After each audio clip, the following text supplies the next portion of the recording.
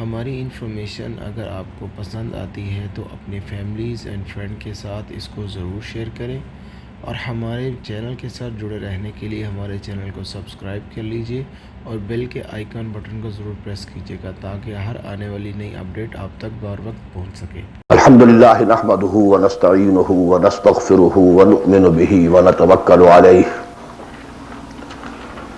ونعوذ باللہ من شرور انفسنا ومن سیئات اعمالنا من يهده اللہ فلا مضل له ومن يضلله فلا هادی له ونشهد ان لا الہ الا اللہ وحدہ لا شریک له ونشهد ان سیدنا ومولانا محمدا عبده ورسوله ارسلہ بالہدى ودین الحق لیظہرہ علی الدین کلہ وکفى باللہ شہیدا فصلی اللہ علیہ وعلی آلہ واصحابہ وسلم تسلیما کثیرا کثیرا اما بعد فقد قال اللہ تبارک وتعالی كما ورد فی سورة البقرہ اعوذ باللہ من الشیطان الرجیم بسم اللہ الرحمن الرحیم یا ایھا الناس اعبدوا ربکم الذی خلقکم والذین من قبلکم لعلکم تتقون وقال تبارک وتعالی كما ورد فی سورة الذاریات وما خلقت الجن والانس الا لیعبدون وقال جل وعلا كما ورد في سورة يوسف إن الحكم إلا لله أمر أن لا تعبدوا إلا إياه ذلك الدين القيم صدق الله العظيم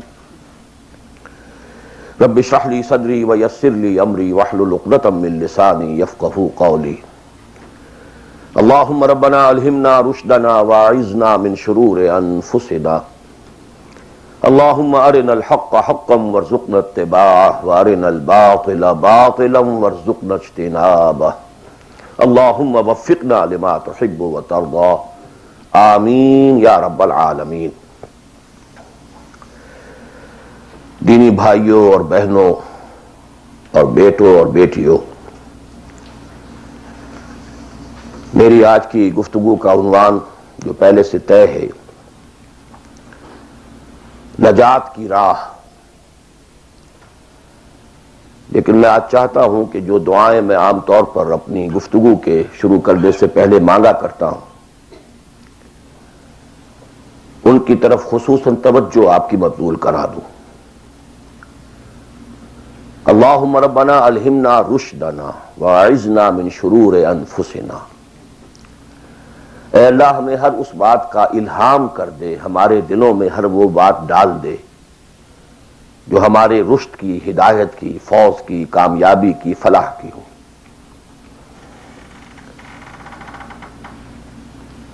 اللہم ارنا الحق حقا وارزقنا اتباعہ،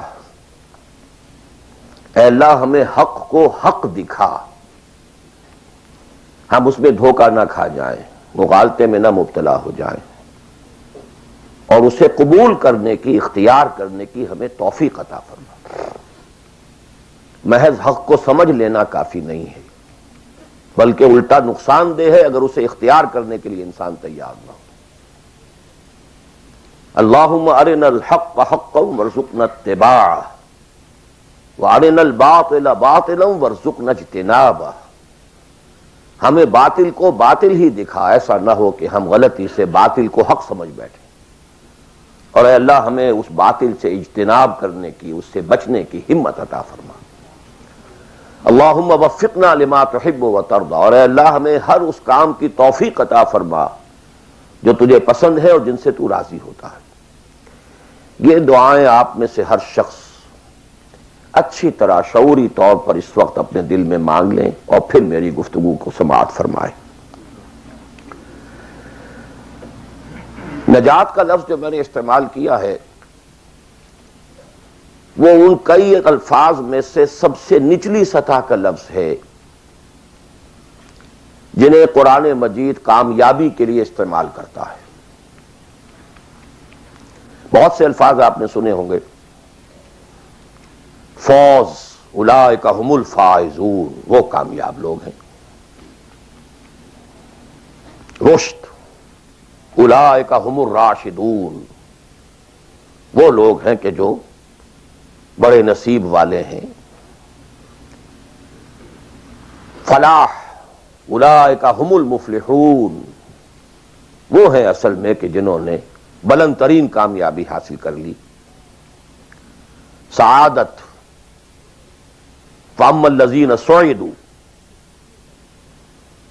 ان میں سب سے نیچے کا لفظ ہے نجات۔ نجات سے اوپر ہے فوز، فوز سے اوپر ہے فلاح۔ یہ اس کی ہائر ڈگریز ہیں، جیسے کامیابی امتحانات میں ایک محض پاس ہو جانا ہے اور ایک اس میں اے گریڈز لے کر آنا ہے۔ یہ ہمارے ہاں وہ ڈویژن شمار ہوتے ہیں، فرسٹ ڈویژن ہے، سیکنڈ ڈویژن ہے، تو یہ کئی اصطلاحات ہیں۔ فوز، فلاح، رشد، سعادت، سب سے کم سب سے نیچے، سب سے کم نجات۔ وَمَا لِي أَدْعُوكُمْ إِلَى النَّجَاةِ وَتَدْعُونَنِي إِلَى النَّارِ، تو کم سے کم جو کامیابی کی شرائط اسلام میں ہیں، آج ہمیں ان پر گفتگو کرنی ہے۔ اللہ تعالی ہمیں اس سے اوپر بڑھنے کی توفیق دے، رشد اور فوز اور فلاح کی منزلوں سے ہم کنار فرمائے۔ لیکن ظاہر بات ہے کہ یہ تمام منزلیں بعد میں ہیں، پہلے کامیابی تو ہو۔ جہاں تک اس نجات کی راہ کا تعلق ہے، اس کے موضوع پر کیونکہ قرآن مجید کی جامع ترین صورت جو اس لیول پر گفتگو کرتی ہے اور جامع ترین ہے، وہ سورۃ العصر ہے۔ والعصر ان الانسان لفی خسر الا الذین آمنوا وعملوا الصالحات وتواصوا بالحق وتواصوا بالصبر۔ ثابت ہوا یہ بیس لائن ہے، اس سے نیچے تو نجات ہی نہیں ہے، وہ تو خسران ہے، ناکامی ہے، یہ بیس لائن ہے۔ اسی لیے میرا جو کتاب چاہے نجات کی راہ سورۃ العصر کی روشنی میں، the road to salvation in the light of سورۃ العصر، اردو میں بھی ہے، انگریزی میں بھی ہے۔ تو جیسا کہ میں نے بتایا تھا اپنی ترجمہ قرآن کے نشستوں میں کہ میں نے اسی سورۃ العصر پر بیس کر کے ایک منتخب نصاب قرآن مجید کے مطالعے کا سلیکٹڈ کورس آف اسٹڈی یہ مرتب کیا، جس میں آم کی گٹھلی جس طریقے سے وہ شے ہے جس سے پورا آم کا درخت وجود میں آ جاتا ہے، ایسے ہی سورۃ العصر ہے جس سے پورا قرآن جو ہے کھلتا چلا جاتا ہے۔ کتاب احکمت آیاتہ ثم فصلت من لدن حکیم خبیر، کل قرآن سورۃ العصر میں ہے۔ اس پر میرے آڈیوز ہیں، ویڈیوز ہیں، پورا منتخب نصاب بھی سمجھیے سورۃ العصر کی تفسیر ہے۔ بہرحال اس موضوع پر میں نے گزشتہ 35 سالوں میں لا تعداد مرتبہ گفتگو کی، لیکن آج میں ذرا ایک مختلف زاویے سے، مختلف اسلوب میں، باتیں وہی ہیں، حق تو ایک ہے، جہنم ایک ہی ہوگی، اس کے اندر داخلے کے دروازے لہا سبعۃ ابواب، جنت ہے، اس سے داخلے کے دروازے مختلف ہیں، حق ایک ہے، لیکن اپروچ اس تک جانے کے لیے راستے ہیں بہت سے۔ تو میں آج ذرا ایک مختلف اسلوب سے وہی باتیں آپ کے سامنے دہراؤں گا۔ مختلف اسلوب کا فائدہ ہوتا ہے، جس بات کو انسان ایک خاص انداز سے سنتے رہنے کا عادی ہو جائے پھر اس پر توجہ نہیں کرتا۔ بہت مرتبہ سنی ہے، یہی بات ہے، لیکن ذرا سا اسلوب بدل دیجئے تو ذہن جو ہے وہ بیدار ہو جاتے ہیں اور ایک نئی آمادگی پیدا ہو جاتی ہے بات کو سمجھنے کے لیے۔ اسی لیے وہ بڑا پیارا مصرع ہے کہ ایک پھول کا مضمون ہو تو 100 رنگ سے بانو۔ بات تو ایک ہی پھول کو ڈسکرائب کرنا ہے، لیکن اس کو اس طرح سے کروں، اس طرح سے کروں، ایسے کروں، اور اسی کو قرآن مجید نے استعمال کیا۔ یہ اصل اسلوب قرآن کا ہے، کذالک نصرف الآیات، تصریف الآیات، آیات کو گردش دینا۔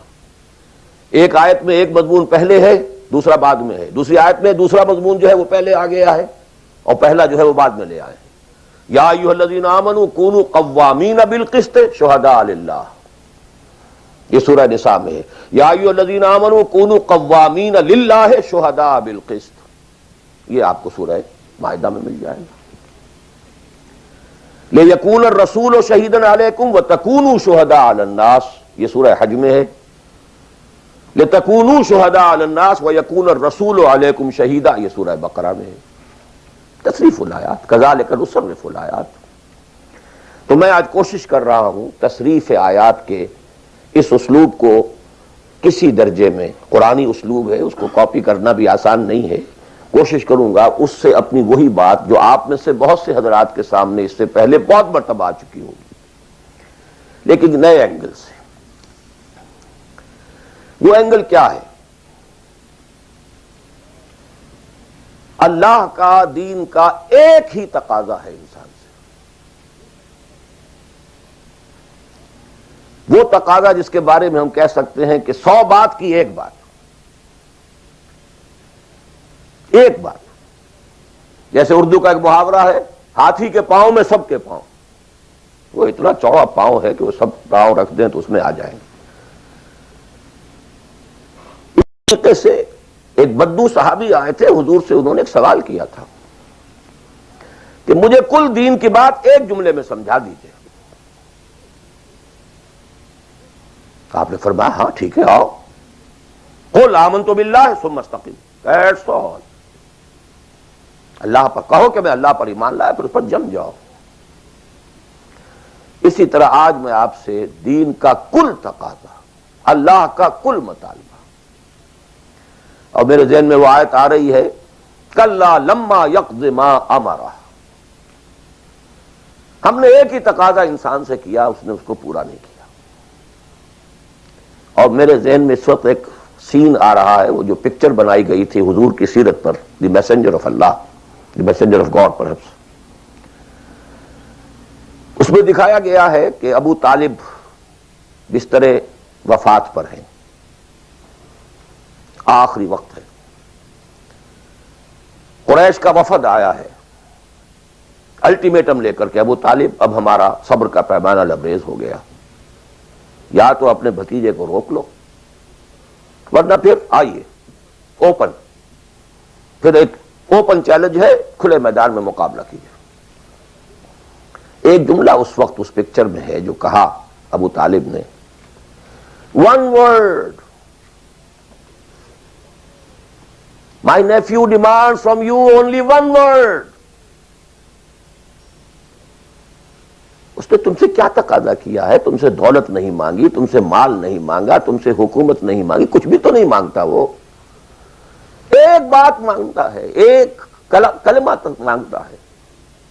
ابو جہل نے فوراً ریٹارٹ کیا، the one word he demands demolishes all the gods۔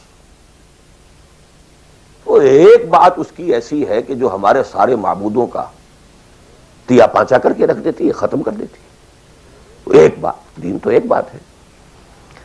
اسی انداز میں آپ کو بتا رہا ہوں کہ اللہ کا کل تقاضا، دین کا کل تقاضا ایک لفظ میں ہے، وہ لفظ ہے عبادت۔ تمام انبیاء کی دعوت آپ قرآن مجید میں مختلف مکی صورتوں میں پڑھیں گے، ان اعبدوا اللہ ما لکم من الہ غیرہ، اللہ کی عبادت کرو، تمہارا اس کے سوا کوئی الہ، کوئی معبود نہیں۔ خود قرآن کی دعوت صرف اس فرق کے ساتھ کہ پہلے انبیاء کہتے تھے یا قوم اعبدوا اللہ، اے میری قوم کے لوگوں اللہ کی عبادت کرو، اللہ کی بندگی کرو۔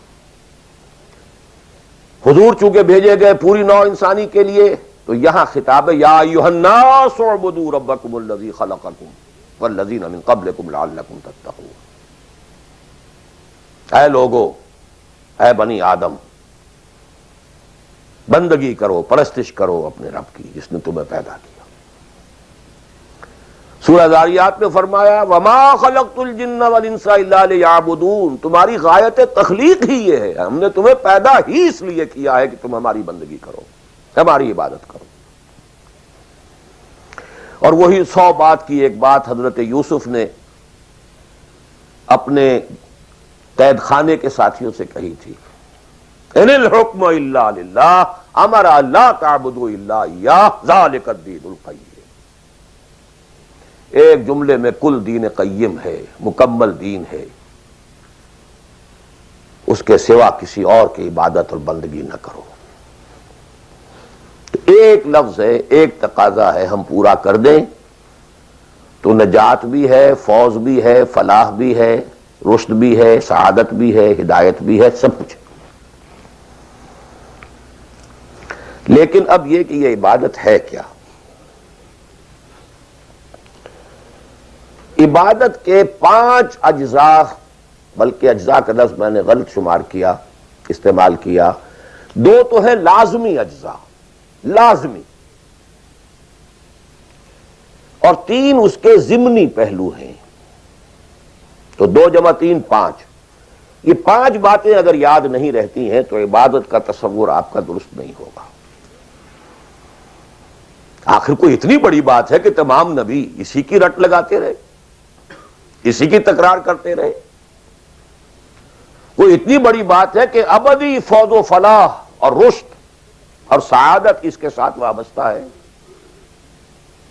وہ بہت بڑی بات ہے، معمولی بات تو نہیں. ابدی جہنم اور ابدی جنت، کتنا فرق ہے، اور وہ اسی ایک لفظ کے ساتھ وابستہ ہے. عبادت ہے کیا؟ اس کے 2 جو لازمی اجزاء ہیں، ان میں سے ایک کی مثال ہے جسم. یہ میرا جسم 2.5 من وزن ہے اس کا، یہ میرا جسم ہے. ایک اس میں روح ہے، بدن وغیرہ نہیں ہے، نہ نظر آتی ہے، لیکن اصل انسان وہ روح ہے.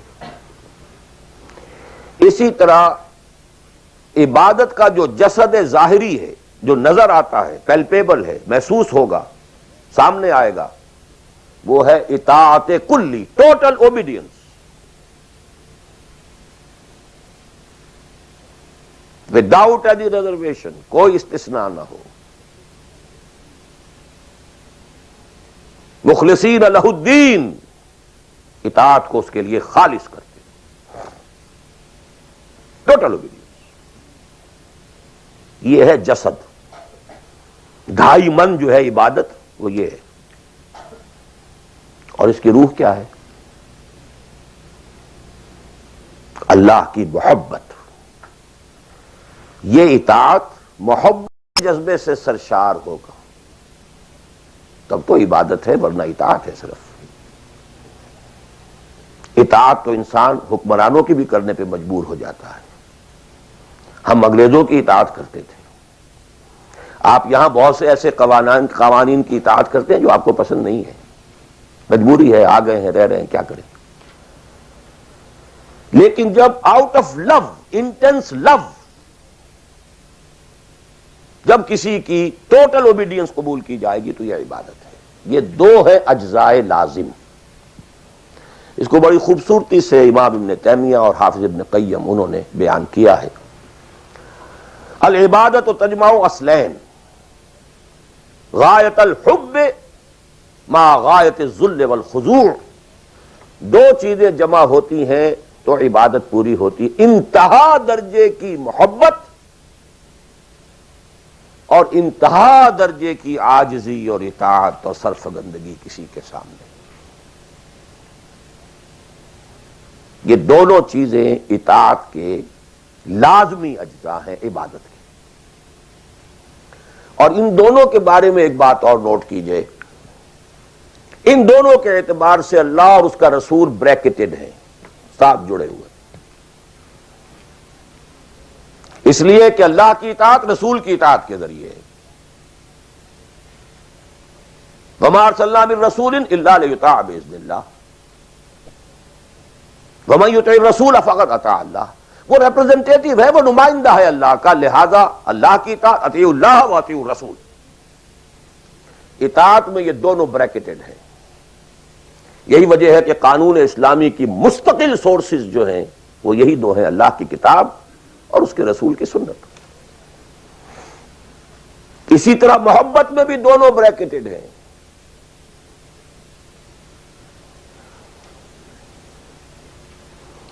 اللہ کی محبت، اس کے رسول کی محبت.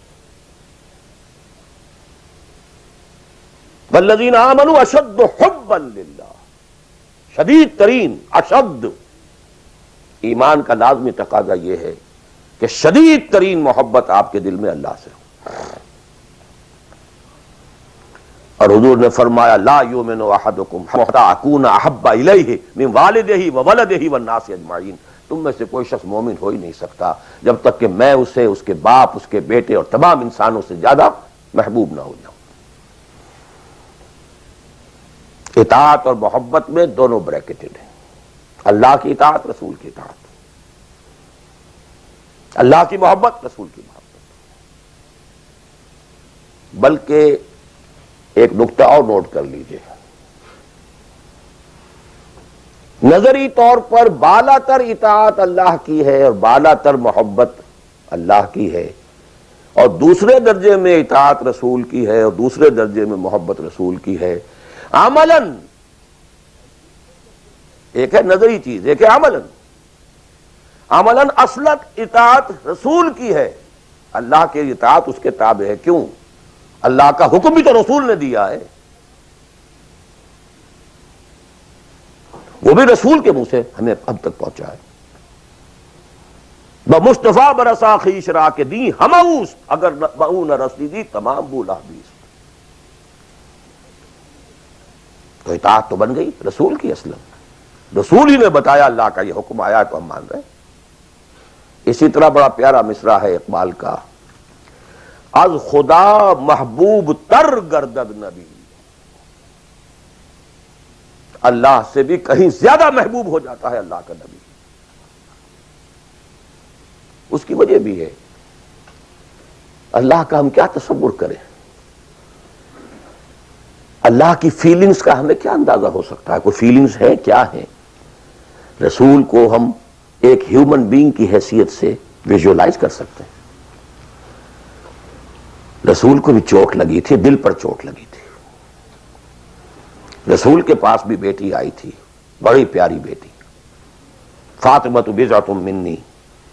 ابا جان اب تو عام لوگوں کے ہاں بڑی فراوانی ہو گئی ہے، ذرا یہ دیکھیے میرے ہاتھوں پر گٹے پڑے ہوئے ہیں چکی پیسنے کی وجہ سے، میرے کندھے کے اوپر نشان پڑ گئے ہیں، مشکیزے میں پانی بھر کر لاتی ہوں، مجھے بھی کوئی کنیز، کوئی غلام عنایت ہو جائے۔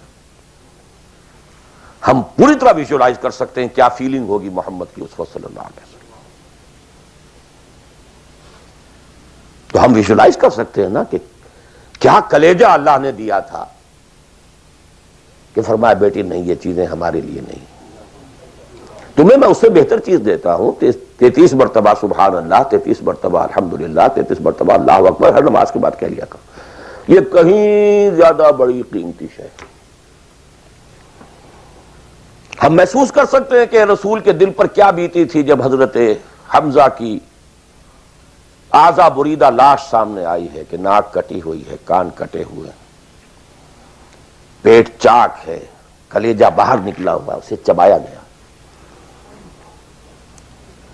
But what is feelings؟ اور کیا پہاڑ جیسا دل اللہ نے دیا تھا، کیسے جبر کیا ہے، کیسے صبر کیا ہے۔ اگرچہ ایک وقت میں آ کر بات ظاہر ہو گئی، جب مدینے میں واپس پہنچے ہیں اور انصار کے گھروں سے عورتوں کے بین کرنے کی، ماتم کرنے کی آوازیں آئیں تو الفاظ نکل گئے، اما حمزہ تو فلا بواکی لہو، ہائے حمزہ کے لیے تو کوئی رونے والی بھی نہیں ہے۔ حمزہ مہاجر ہے، یہاں حمزہ کا کون رشتہ دار، کون عورتیں رشتہ دار ہیں اس کی جو اس کا ماتم کریں گی؟ ہاں مکے میں ہوتا حمزہ، عبد المطلب کا بیٹا، اور یہ حادثہ ہوا ہوتا تو پورے مکے میں کوہرام ہوتا۔ آخر فیلنگز تھے کہ نہیں؟ اس لیے از خدا محبوب تر گردد نبی۔ بہرحال یہ دو چیزیں، میں نہیں چاہتا کہ بات زیادہ دور نکلے، کلیئر کٹ ہمیں آگے چلنا ہے۔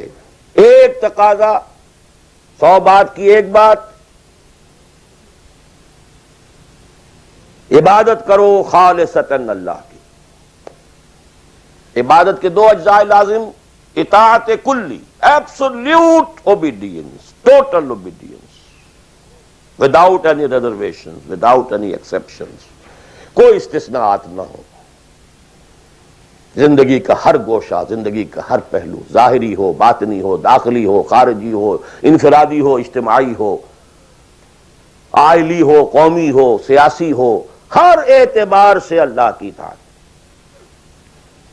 اور یہ اطاعت ہو اللہ کی محبت کے جذبے سے سرشار ہو کر، اور ان دونوں چیزوں میں اللہ کے ساتھ نظری طور پر، ثانوی طور پر، عملاً اولاً محبت رسول اور اطاعت رسول شامل ہے۔ تین چیزیں ضمنی ہیں، اور یہ ضمنی چیزیں ایکسکلوسیو اللہ کے لیے، خالص اللہ کے، یہ رسول کے لیے نہیں ہے۔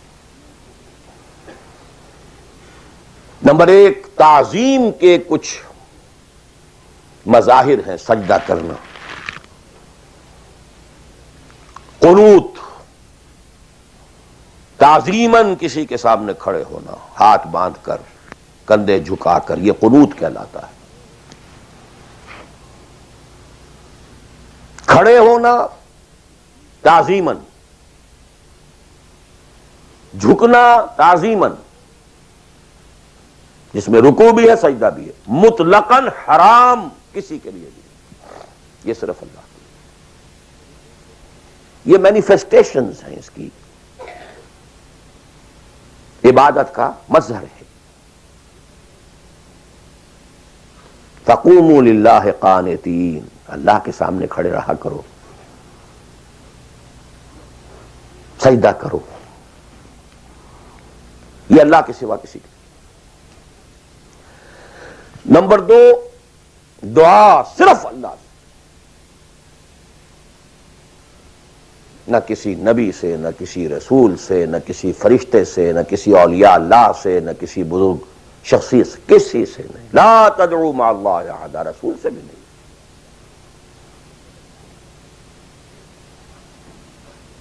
اب اس میں کئی الفاظ نوٹ کر لیجئے، استدعاء، استغاثہ، استمداد، استعانت، وہی مدد ہے، استنصار، صرف اللہ۔ ہاں مادی قوانین کے تحت فزیکل ورلڈ میں ہم مدد مانگ سکتے ہیں، ذرا مجھے ایک گلاس پانی لا دیجئے، مجھے ذرا یہ کر دیجئے، معلوم ہے پانی ہے، یہ جائے گا لے آئے گا، لیکن بالغیب مدد کسی سے مانگنا، استغاثہ کسی سے کرنا، استعانت کسی سے کرنا حرام ہے، عبادت کو زیرو سے ضرب دے کر زیرو کر دیتا۔ نمبر تین، اخلاص و احتساب، صرف اللہ، جو نیک کام کرے صرف اس کی خوشنودی کے لیے۔ یہاں تک کہ حضور کے سامنے ایک صحابی ایسے ہی محاورے میں رواں روی میں کہہ بیٹھے، ما شاء اللہ و ما شئت، جو آپ چاہیں اور اللہ چاہے۔ فوراً ڈانٹ دیا، اجعلتنی للہ ندن، تم نے مجھے اللہ کا مد مقابل بنا دیا۔ مشیت صرف اس کی، وما تشاءون الا ان یشاء اللہ۔ کوئی نیک کام سوائے اس کی رضا جوئی کے لیے اگر کسی اور کے لیے کیا گیا، ریا ہے، سمعہ ہے، دکھاوے کے لیے ہے، شہرت کے لیے ہے، دنیا کمانے کے لیے ہے، لیڈری چمکانے کے لیے ہے، اقتدار حاصل کرنے کے لیے ہے، کوئی بھی اور مقصد اگر شامل ہوا، زیرو سے ضرب کھا کر پوری عبادت زیرو ہو جائے گی۔ احتساب، بدلے کی توقع صرف اللہ سے۔ یہ لفظ آپ خاص طور پر سنتے رہے ہوں گے ان دنوں بہت، من صام رمضان ایمانا واحتسابا غفر له ما تقدم من ذنبه ومن قام رمضان ایمانا واحتسابا غفر له ما تقدم من ذنبه ومن قام لیلۃ القدر ایمانا واحتسابا۔ ایمان کے ساتھ احتساب کیوں آ رہا ہے؟ اس کا اجر و ثواب سوائے اللہ سے اور کسی سے توقع نہ ہو۔ یہ 5 چیزیں ہیں۔ جہاں تک اطاعت کا تعلق ہے اس میں ایک ایکسیپشن نوٹ کر لیجئے، کہیں کسی وقت نسیان سے، خطا سے یا جذبات کے طوفان میں آ کر کوئی غلط حرکت کر بیٹھا، لیکن فوراً توبہ کر لے، یہ مستثنیٰ ہے۔ میں نے 3 الفاظ کہے، خطا، آپ نہیں سمجھتے تھے کہ جو میں کرنے چلا ہوں یہ ڈس اوبیڈینس ہے؟ آپ کو پتہ ہی نہیں تھا، خطا ہوگی، نسیان، بھول گئے۔ ایک وقت ایسا ہے کہ آدمی کے اوپر غفلت کا ایک پردہ پڑ جاتا ہے۔ حضور خود فرماتے ہیں انہ لیغان علی قلبی وانی لاستغفر اللہ فی کل یوم 70 مرہ، میرے دل پر بھی کبھی کبھی حجاب سا آ جاتا ہے، میں روزانہ 70 مرتبہ استغفار کرتا ہوں اللہ۔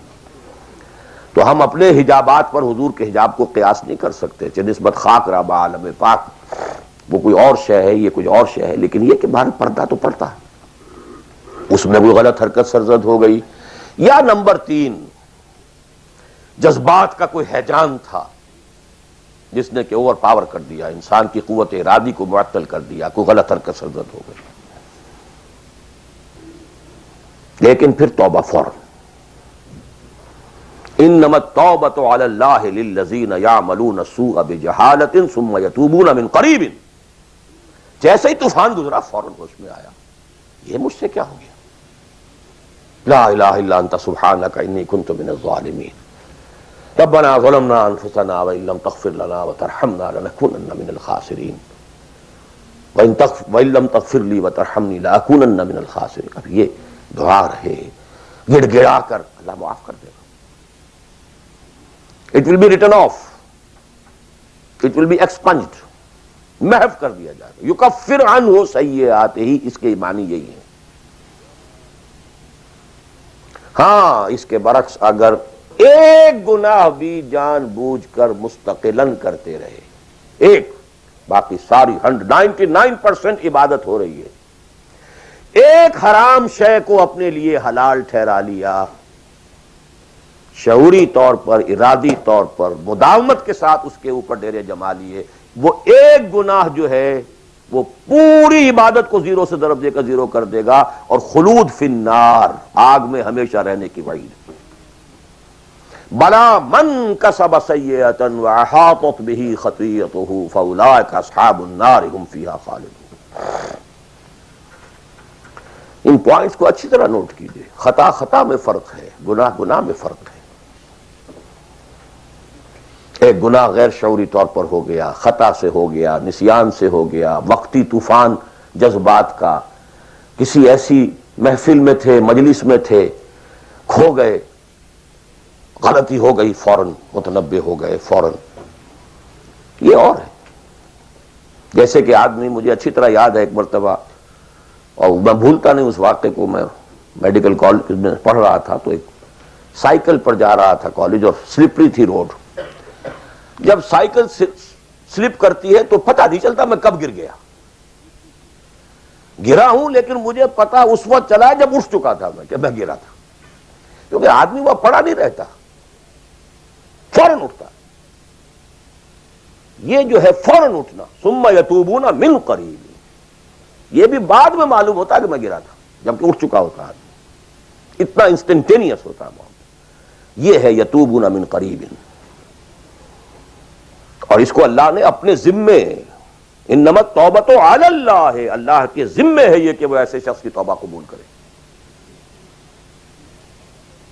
انما التوبۃ علی اللہ للذین یعملون السوء بجہالۃ ثم یتوبون من قریب۔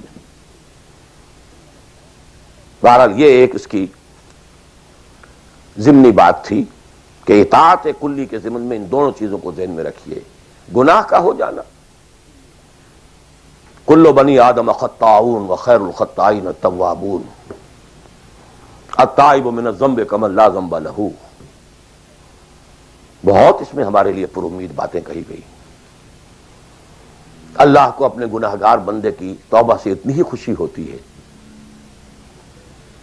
جتنی کہ اس شخص کو ہوئی جو ایک صحرا میں سفر کر رہا تھا، ایک ہی اونٹ تھا، اسی پر اس کا پانی تھا، اسی پر اس کا راشن تھا، تھوڑی دیر کے لیے سستانے کو لیٹا، آنکھ کھلی تو اونٹ غائب، دوڑ رہا ہے مشرق میں، مغرب میں، شمال میں، جنوب میں، تھک ہار کر بیٹھ گیا ہے، اب وہ موت کا انتظار کر رہا ہے، نہ پانی ہے، نہ کوئی غذا ہے، نہ کوئی سواری ہے کہ اس صحرا لقدق صحرا سے نکل سکے۔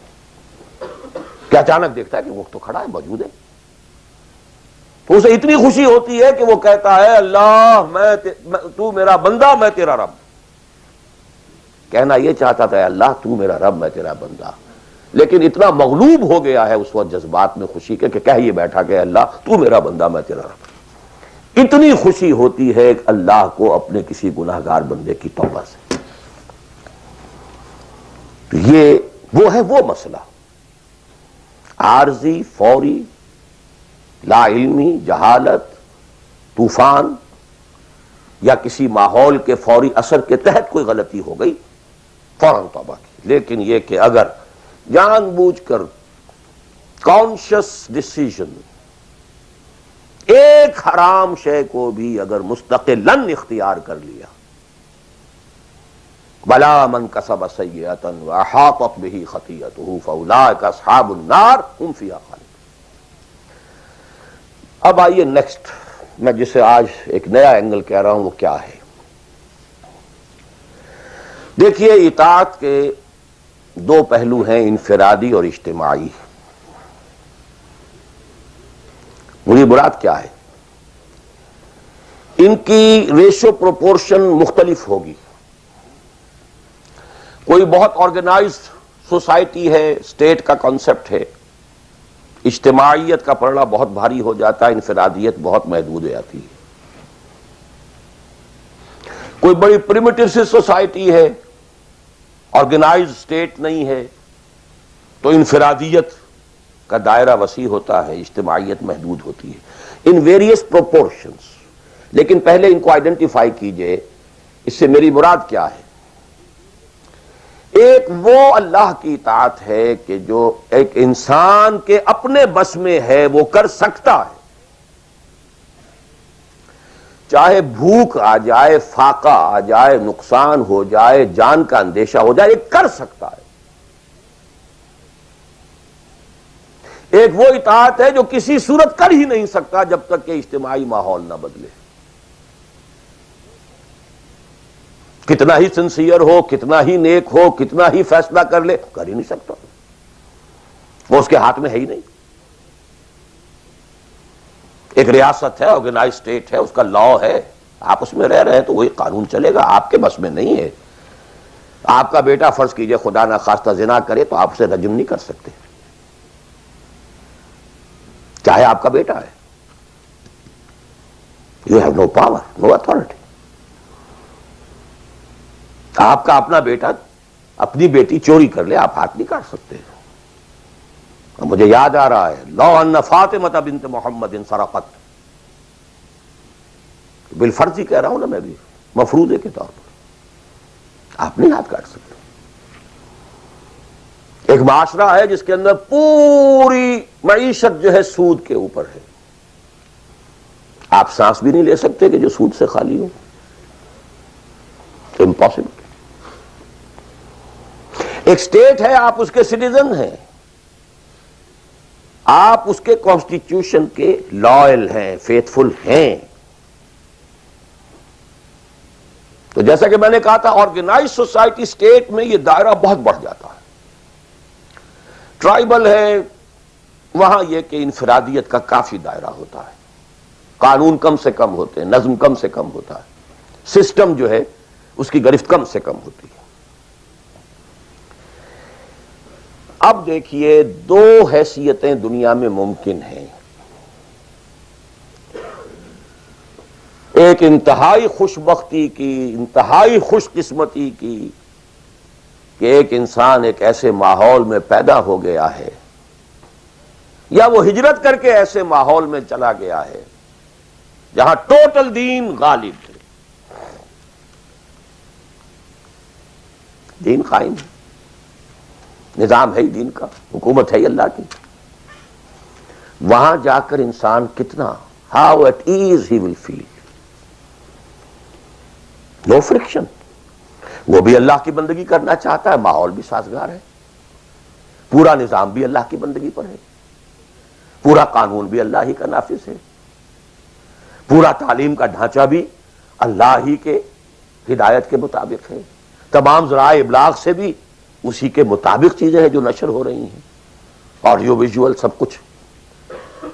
انتہائی خوش قسمتی، موسٹ فارچونیٹ کہ ایک انسان ایسے ماحول میں ہو۔ لیکن فرض کیجئے کہ وہ ایسے ماحول میں ہے جہاں اللہ کا دین غالب نہیں ہے، بہت محدود سا حصہ ہے جس میں وہ اللہ کا حکم مان سکتا ہے، نماز وہ پڑھ سکتا ہے، روزہ رکھ سکتا ہے، کوئی نہیں روکتا۔ اسرائیل میں بھی جا کے پڑھ لیجئے نماز اور روزہ، امریکہ میں کر لیجئے، بھارت میں کر لیجئے، کوئی نہیں روکتا، نو وے۔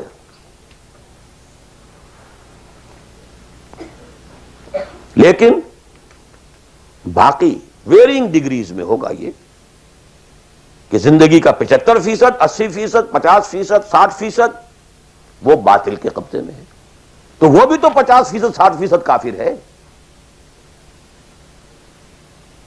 He's a part and parcel of that environment, of that system۔ قرآن کے تینوں فتوے اس پر بھی تو لگ رہے ہیں، وَمَن لَّمْ يَحْكُم بِمَا أَنزَلَ اللَّهُ فَأُولَٰئِكَ هُمُ الْكَافِرُونَ وَمَن لَّمْ يَحْكُم بِمَا أَنزَلَ اللَّهُ فَأُولَٰئِكَ هُمُ الْفَاسِقُونَ وَمَن لَّمْ يَحْكُم بِمَا أَنزَلَ اللَّهُ فَأُولَٰئِكَ هُمُ الظَّالِمُونَ۔ وہی ظالم ہے، اور ظالم سے مراد مشرک، ان الشرک لظلم عظیم، وہی کافر ہیں۔ بتوں سے تجھ کو امید ہے، خدا سے نو امیدی، مجھے بتا تو صحیح اور کافری کیا ہے؟ کفر کہتے کسے؟ وہی تو فاسق ہیں، ناہنجار ہیں، باغی ہیں۔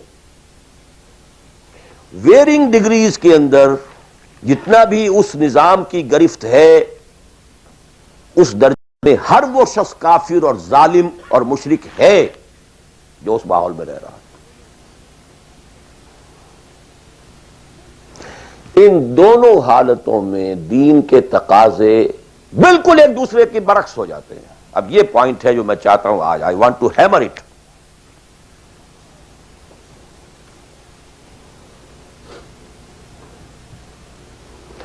اگر آپ خلافت راشدہ کے دوران پیدا ہو گئے ہوتے، موسٹ فارچونیٹ، موسٹ ایزی، دین قائم ہے، اللہ کے احکام جاری ہیں، سارا نظام وہی ہے، دی ہول اسٹیٹ کرافٹ وہ اسلام کی بنیاد پر کام کر رہا ہے، آپ ایک سٹیزن ہیں، آپ کے لیے تقرب بالنوافل کے درجے کھلے ہوئے ہیں۔ فرض تو پورے ہیں یہاں، نفل نماز پڑھیے، نفل علم حاصل کیجئے، نفل روزے رکھتے چلے جائیے، نفلی چلے کیجئے، جو چاہیے کیجئے، تقرب بالنوافل۔ اور اس تقرب بالنوافل کا درجہ یہاں تک اونچا ہو سکتا ہے، وَيَتَقَرَّبُ إِلَيَّ عَبْدِي بِالنَّوَافِلِ حَتَّى أَكُونَ، میرا بندہ نوافل کے ذریعے سے میرا تقرب حاصل کرتا جاتا ہے، کرتا جاتا ہے، کرتا جاتا ہے، یہاں تک کہ میں اس کی آنکھیں بن جاتا ہوں جن سے وہ دیکھتا ہے، اس کے کان بن جاتا ہوں جن سے وہ سنتا ہے، اس کے ہاتھ بن جاتا ہوں جن سے وہ پکڑتا ہے، اس کے پاؤں بن جاتا ہوں جن سے وہ چلتا ہے۔ حدیث قدسی، اور سارے وہابی بھی مانتے ہیں اس کو، یہ نہ سمجھیے کہ یہ کسی صوفی کی بڑھ ہے، حدیث صحیح عند کل المحدثین۔ اللہ ہاتھ بن جاتا ہے آپ کا، اللہ پاؤں بنتا ہے آپ کا، اللہ آنکھ بنتا ہے آپ کی، اللہ کان بنتا ہے آپ کا۔ یہ بہت اونچی بات ہے، بہت اونچی بات ہے، بہت اونچی بات ہے، لیکن یہ تقرب بالنوافل کا درجہ کہاں آئے گا؟ جہاں آپ ایک اسلامی نظام کے تحت سانس لے رہے ہیں، جہاں وہ اسلامی نظام نہیں ہے، پہلا فرض تن من دھن اس نظام کو بدلنے کے لیے لگا دینا۔ اگر یہ نہیں ہے تو نماز نہیں ہے، منہ پر دے ماری جائے گی۔ میں جو کچھ کہہ رہا ہوں علی وجہ البصیرت کہہ رہا ہوں، میری پوری زندگی کے مطالعے کا نچوڑ ہے۔ نماز منہ پر دے ماری جائے گی، روزے منہ پر دے مارے جائیں گے۔ You reconcile yourself to that system جو میری بغاوت کے اوپر مبنی تھا۔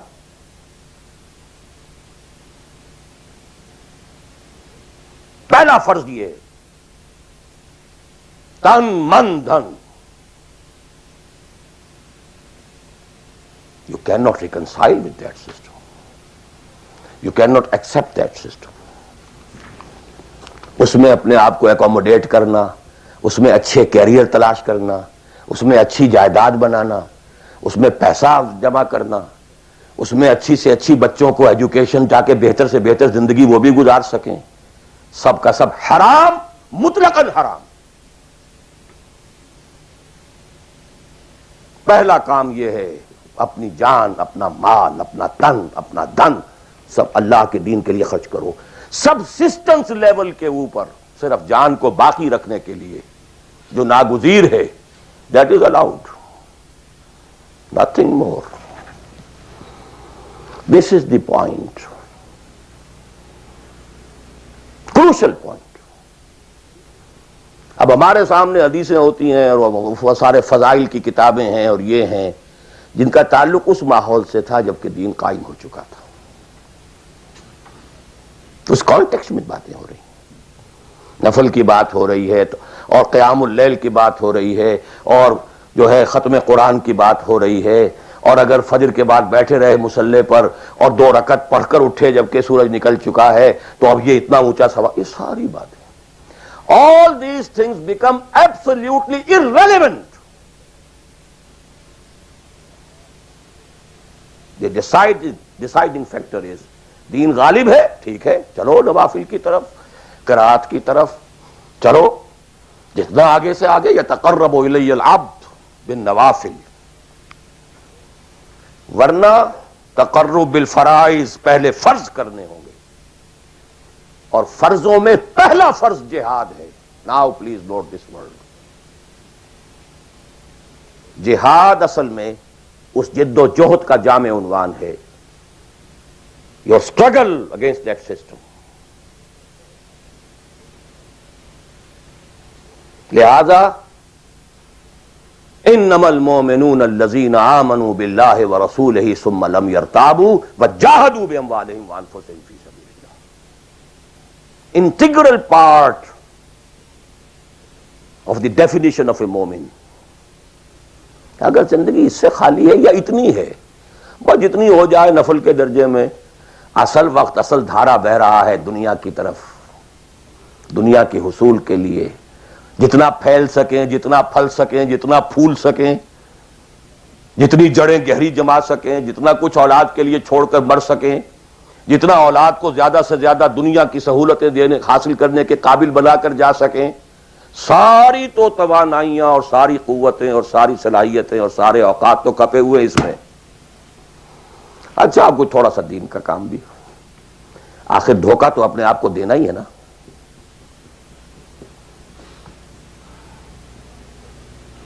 قسمت فروش عورتیں بھی تو کالے کپڑے پہن کے جلوس میں نکلتی ہیں تازیوں کے، اور سبیلیں لگاتی ہیں اور مسجدیں بناتی ہیں. They have to deceive themselves. ڈاکو لوگ نہایت سفاک یتیموں اور بیواؤں کی سرپرستی کرتے تھے. ہمارے معاشرے میں جو بستہ الف بستہ بے کے غنڈے ہوتے ہیں ان کے ہاں بھی نیکی کا، پن کا، خیر کا کھاتا ہوتا ہے. اسی طرح کچھ مذہبی ایکٹیویٹی ہے. اصل شے یہ ہے کس ماحول میں رہ رہے ہیں. بہت خوش قسمت ہوتا میں اور آپ، پھر آپ اچھے سے اچھا پہنتے، کوئی اعتراض نہیں، اچھے سے اچھا کھاتے. قل من حرم زینۃ اللہ التی اخرج لعبادہ والطیبات من الرزق. خلافت راشدہ میں آپ رہ رہے ہیں، آپ حلال ذریعے سے کما رہے ہیں، آپ بہت اچھا کھائیے، بہت اچھا پہنیے، بلکہ اللہ چاہتا ہے کہ اس کی نعمت جو اس نے تمہیں دی ہے وہ تم پر ظاہر ہو. لیکن پلیز نوٹ دی کانٹیکسٹ. دین مغلوب ہو اور آپ اچھا پہننے اور اچھے کھانے کی فکر میں ہو. مجھے جملہ یاد آ رہا ہے حضرت ابو بکر کا رضی اللہ تعالی عنہ. تھوڑا سا مسئلہ ہوا تھا کہ لوگوں نے کہا کہ زکوٰۃ ہم دیں گے لیکن زکوٰۃ ریاست کو نہیں دیں گے، اپنے طور پر خرچ کریں گے. حضرت ابو بکر نے فیصلہ کیا ان کے خلاف جنگ کا. حضرت عمر جیسی شخصیت بھی مشورہ دے رہی ہے کہ دیکھیں نہیں، 2 فرنٹ پہلے ہم نے کھولے ہوئے ہیں. جیش اسامہ کو بھی آپ نے روکا نہیں کہ جائے، حضور نے تیار کیا تھا. پھر جو مرتدی ہو گئے، کسی اور کو نبی مان لیا، ان کے خلاف تو جنگ کرنی ہی کرنی ہے. لیکن یہ تو صرف نماز بھی پڑھ رہے ہیں اور یہ زکوٰۃ کا بھی انکار نہیں کر رہے ہیں، صرف ہمیں نہیں دے رہے ہیں. تو ان کے ساتھ ذرا مصلحت کا تقاضا یہ ہے کہ کچھ نرمی کی جائے. ان کے بڑے پیارے الفاظ تھے، ایبدل الدین وانا حی، کیا دین میں تغیر کیا جائے گا جبکہ ابھی میں زندہ ہوں؟ خدا کی قسم اگر یہ حضور کے زمانے میں زکوٰۃ کے اونٹوں کے ساتھ ان کے باندھنے والی رسی بھی دیتے تھے، اور اب اگر یہ کہیں گے کہ اونٹ لے جاؤ رسی نہیں دیں گے، تب بھی میں قتال کروں گا، اور خدا کی قسم کوئی میرا ساتھ نہیں دے گا تو میں اکیلا جاؤں گا. اور اے عمر تمہیں کیا ہو گیا؟ تم جاہلیت میں تو بڑے سخت تھے، اسلام میں آ کر تم نرم ہو گئے ہو. یہ ڈانٹ ابو بکر پلا رہے ہیں عمر کو رضی اللہ تعالی عنہ. تو اچھی طرح جان لیجئے، اب میں نہیں کہہ سکتا کہ میں کس طریقے سے اس کو بیان کروں، کیسے ٹھوک ٹھوک کر آپ کے ذہنوں میں اتار دوں. یہ ہے اصل شے. دین کا سارا سٹرکچر ہی بالکل ریورس ہو جاتا. The whole value structure absolutely changes. دین غالب ہے تو وہ ساری باتیں ہیں جو ہم نے خوب یاد کی ہوئی ہیں. حاصل حقوق والدین بھی تو ہے نا، آخر بچوں کے حقوق بھی تو ہے نا. یہ حقوق والدین جو ہے ان مہاجرین کو یاد نہیں آئے جو اپنے ماں باپ کو چھوڑ کر مدینے پہنچ گئے تھے. یہ اولاد کے حقوق انہیں یاد نہیں آئے، بیویوں کے حقوق یاد نہیں آئے. وہ تو فینیٹکس تھے نا، پاگل تھے نا. مدینے کے منافقین نے انہیں سفہا کہا تھا، بے وقوف لوگ ہیں یہ. انؤمن کما آمن السفہا، these fools, these fanatics. یہ ساری حدیثیں آپ کو یاد ہیں.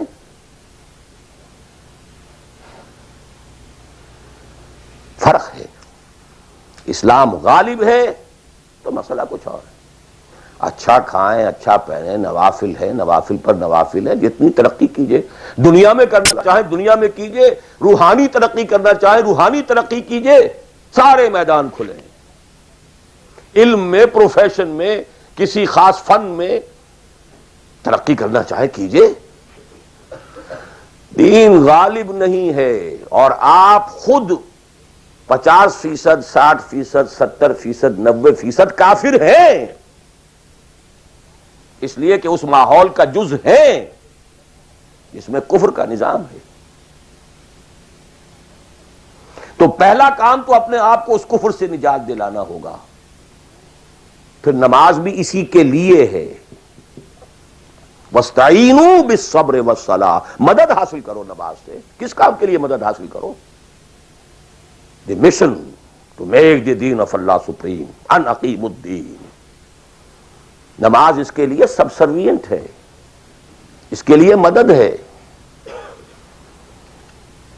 روزہ اسی کے لیے جنگ کرنے کی صلاحیت پیدا کرنے کے لیے ہے. اس لیے 23ویں رکوع میں سورہ بقرہ کے روزے اور رمضان کے احکام ہے، 24ویں رکوع میں قتال شروع ہو گیا ہے. قاتلوا فی سبیل اللہ الذین یقاتلونکم. اور عرب جو ہیں وہ روزہ رکھواتے ہی صرف گھوڑوں کو تھے، خود تو رکھتے ہی نہیں تھے، چونکہ گھوڑے کو استعمال کرتے تھے لوٹ مار میں، غارت گری میں، جنگوں میں. اور گھوڑا ہے نرم نازک مزاج جانور، پیاس برداشت نہیں کر سکتا، بھوک برداشت نہیں کر سکتا. اونٹ تو کر جاتا، چاہیے تھا انہیں گھوڑا. لہذا گھوڑے کو عادی بناتے تھے دھوپ کا، پیاس کا، بھوک کا، تاکہ ایسا نہ ہو کہ اہن مارکے کا وقت اور گھوڑے صاحب جواب دیے بیٹھے ہوں تو سوار کیا کرے گا. تو ساما یسومو عربی زبان میں گھوڑے کے لیے تھا، انسانوں کے لیے تھا ہی نہیں. یہ تو مدینے میں آنے کے بعد پھر حضور نے یہودیوں کو دیکھا کہ روزہ رکھتے ہیں تو آپ نے بھی مسلمانوں سے کہا عاشورہ کا روزہ ہے وغیرہ وغیرہ. چھوڑ دیجئے، اس بات کو لمبی ہو جائے گی. یہ ساری چیزیں اصل میں ہیں اس مقصد کے لیے.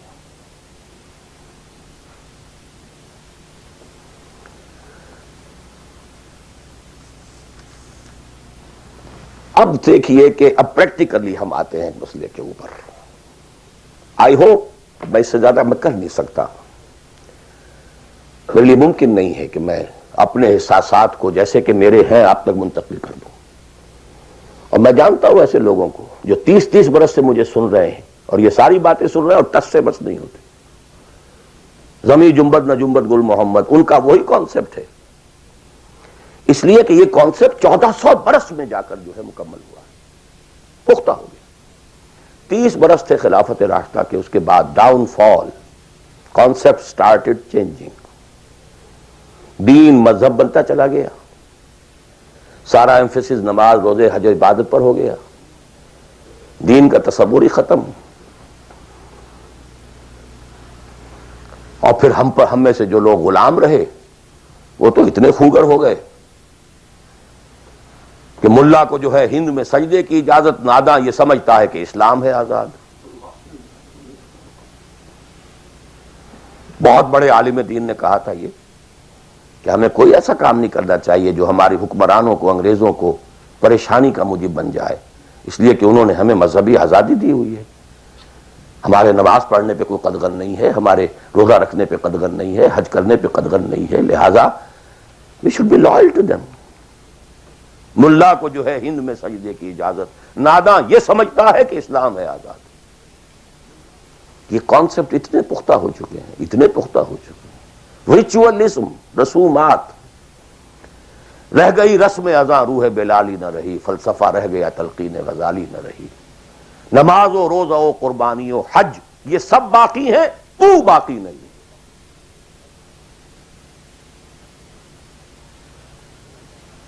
نمازیں بھی ہیں، روزے بھی ہیں، تراویح بھی ہم نے پڑھی ہے. اب موسم آ رہا، عید الاضحیٰ بھی ہوگی، قربانی بھی ہوگی، حج کے لیے بھی جائیں گے، لیکن دنیا پر کوئی اثر اس کا. 30 لاکھ آدمی حج کر کے آئیں گے، معاشرے پر کوئی زیرو کے برابر بھی کوئی اثر ہے. جو خود کا جا کر کے آتے ہیں ان پر کوئی اثر ہوتا ہے؟ جیسے گئے ویسے آئے. الٹا یہ کہ یہ اور کانفیڈنس لے آئے کہ پچھلے سارے گناہ معاف ہو گئے، اب اثر نو کرنے کی چھوٹ ہے. دس از واٹ از ہیپننگ. اور میں اپنا 33 سال کا تجربہ آپ کو بتا رہا ہوں. اصل ڈیسائسو پوائنٹ یہ، اس کو سمجھ لیں اگر تو آپ کا پورا تصور بدل جائے گا، ویلیو اسٹرکچر بدل جائے گا. لیکن نہیں تو پھر جو بھی ہے وہ ہے. اب میں ایک عملی سوال کہہ رہا تھا کہ اس میں ایک بڑا عملی سوال ہے، میں کیا کروں؟ میں ایک ایسے ماحول میں رہ رہا ہوں جس میں اللہ کا دین غالب نہیں ہے. میں نماز پڑھ رہا ہوں، روزہ رکھ رہا ہوں، میں شراب نہیں پیتا، میں سور نہیں کھاتا. چلو میں نے اپنا اکاؤنٹ جو ہے بینک میں جو ہے کرنٹ اکاؤنٹ رکھا ہوا ہے، میں نے کوئی سود نہیں لیا، نہ سود لینا چاہتا ہوں. کیا کروں؟ اکیلا چنا پہاڑ کو تو نہیں پھوڑ سکتا، پورا نظام تو میرے بدلنے سے نہیں بدل جائے گا. تو میں تو رہا پھر 40%، 50%، 60%، 70% کافر کا کافر. تو what's the way out? What's the مخرج؟ بڑی پیاری حدیث ہے وہ جس میں یہ الفاظ آتے ہیں.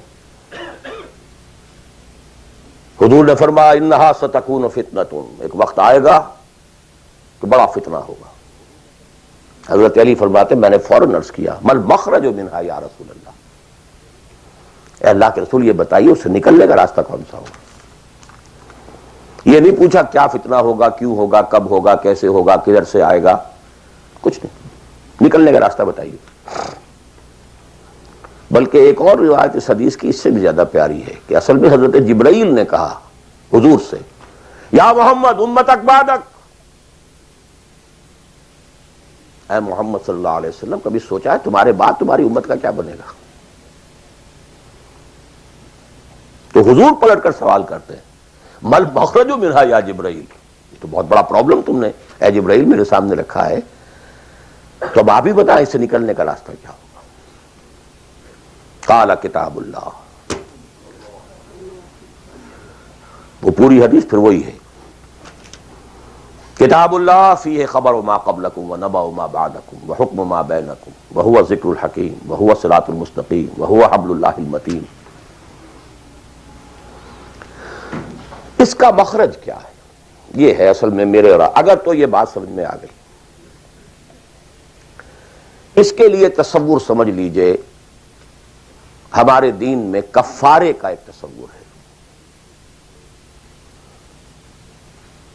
آپ نے روزہ توڑ دیا، وہ تو ٹوٹ گیا، کیا کروں، جڑ تو نہیں سکتا۔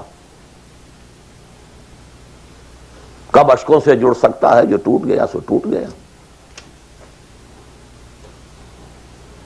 موتی ہو کہ شیشہ جام کے بل، جو ٹوٹ گیا سو ٹوٹ گیا۔ تم ناحق ٹکڑے چن چن کر دامن میں چھپائے بیٹھے ہو، شیشوں کا مسیحا کوئی نہیں، کیا آس لگائے بیٹھے، وہ تو ٹوٹ گیا، لیکن اس کا کفارہ دے دیا گیا۔ کفارہ ہے،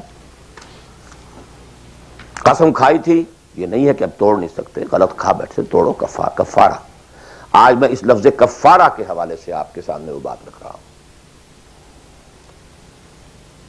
اب مجھے اللہ نے پیدا کر دیا اس دور میں، کسی کو ہندوستان میں پیدا کیا، کسی کو انگلستان میں کیا ہے، کسی کو امریکہ میں کیا ہے، کسی کو پاکستان میں کیا ہے، کچھ کو پاکستان پہنچا دیا ہے، چاہے زبردستی چاہے اپنی مرضی سے، کسی کو یہاں پہنچا دیا ہے چاہے کسی بھی نیت اور کسی بھی ارادے سے، لیکن اب ہیں کہیں ہیں، کیا کریں؟ کوئی کفارہ ہونا چاہیے، کوئی مخرج ہونا چاہیے، بس یہی کفارہ ہے۔ پھر نوٹ کر لیجئے، اس ماحول سے سوائے سبسسٹنس لیول کے اور کچھ حاصل مت کرو، اور اس سبسسٹنس لیول پر بھی جو کچھ تم نے کھایا پیا ہے اور سانس لیا ہے، جو انرجی کریٹ ہوئی ہے، اس کا میکسیمم اس جہاد میں صرف کر دو کہ اس نظام کو بدلو۔ تمہاری یہ جد و جہد، تمہاری یہ کوشش کفارہ بن جائے گی اس کا۔ معذرۃ الی ربکم، معذرت پیش کر سکو گے اللہ کے۔ اے اللہ، میں نے اس نظام کے ساتھ ریکنسائل نہیں کیا۔ اے اللہ، میں نے اپنی توانائیوں اور اپنی محنتوں سے نہ اپنے لیے کوئی جاگیر بنائی، نہ اپنے لیے جائیداد بنائی۔ اے اللہ، میں کوئی دولت چھوڑ کر نہیں مرا۔ اے اللہ، میں نے اپنے بچوں کو بھی اسی کام کے لیے لگا دیا تھا۔ میں نے ان کی دنیا سے بڑھ کر ان کی عاقبت کی فکر کی ہے۔ نہیں کر سکا، آگے کچھ نہیں ہو سکا تو میں بے بس ہوں۔ حضرت نوح بھی تو بے بس تھے، کیا کر گئے؟ لیکن اگر کسی بھی درجے میں ریکنسیلیشن ہے، کمپیٹیبلٹی ہے، اس کو آپ نے ایکسپٹ کر لیا ہے، اس میں پھلنے پھولنے اور پھیلنے کا بندوبست کر رہے ہیں، you are doomed. Everything will be multiplied by a big zero and will become a zero۔ یہ ہے جو میں سمجھا۔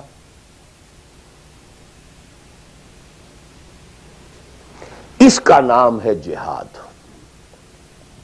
کانسٹنٹ فرکشن، کانسٹنٹ اسٹرگل، جان مال، ان صلاتی و نسکی و محیای و مماتی للہ رب العالمین۔ میری زندگی کا مقصد تیرے دین کی سرفرازی، میں اسی لیے مسلمان، میں اسی لیے نمازی۔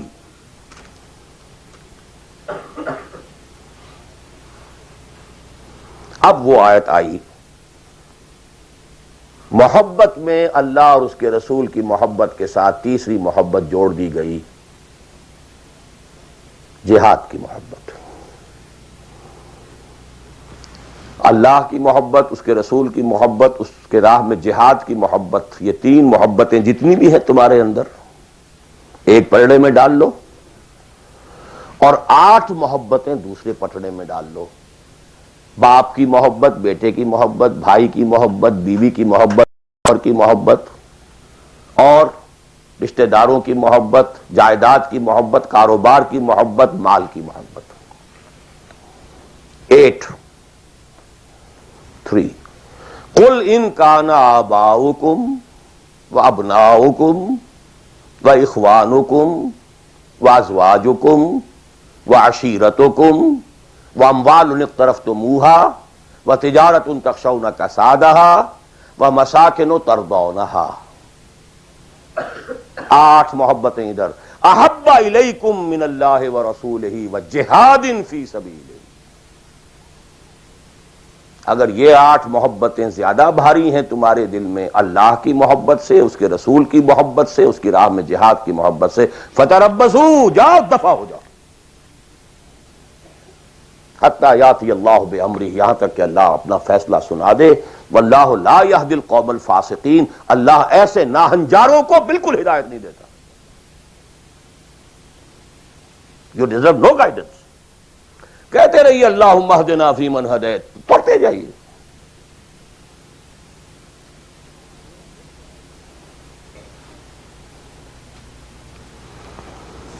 تیرا دل تو ہے صنم آشنا، تجھے کیا ملے گا نماز میں.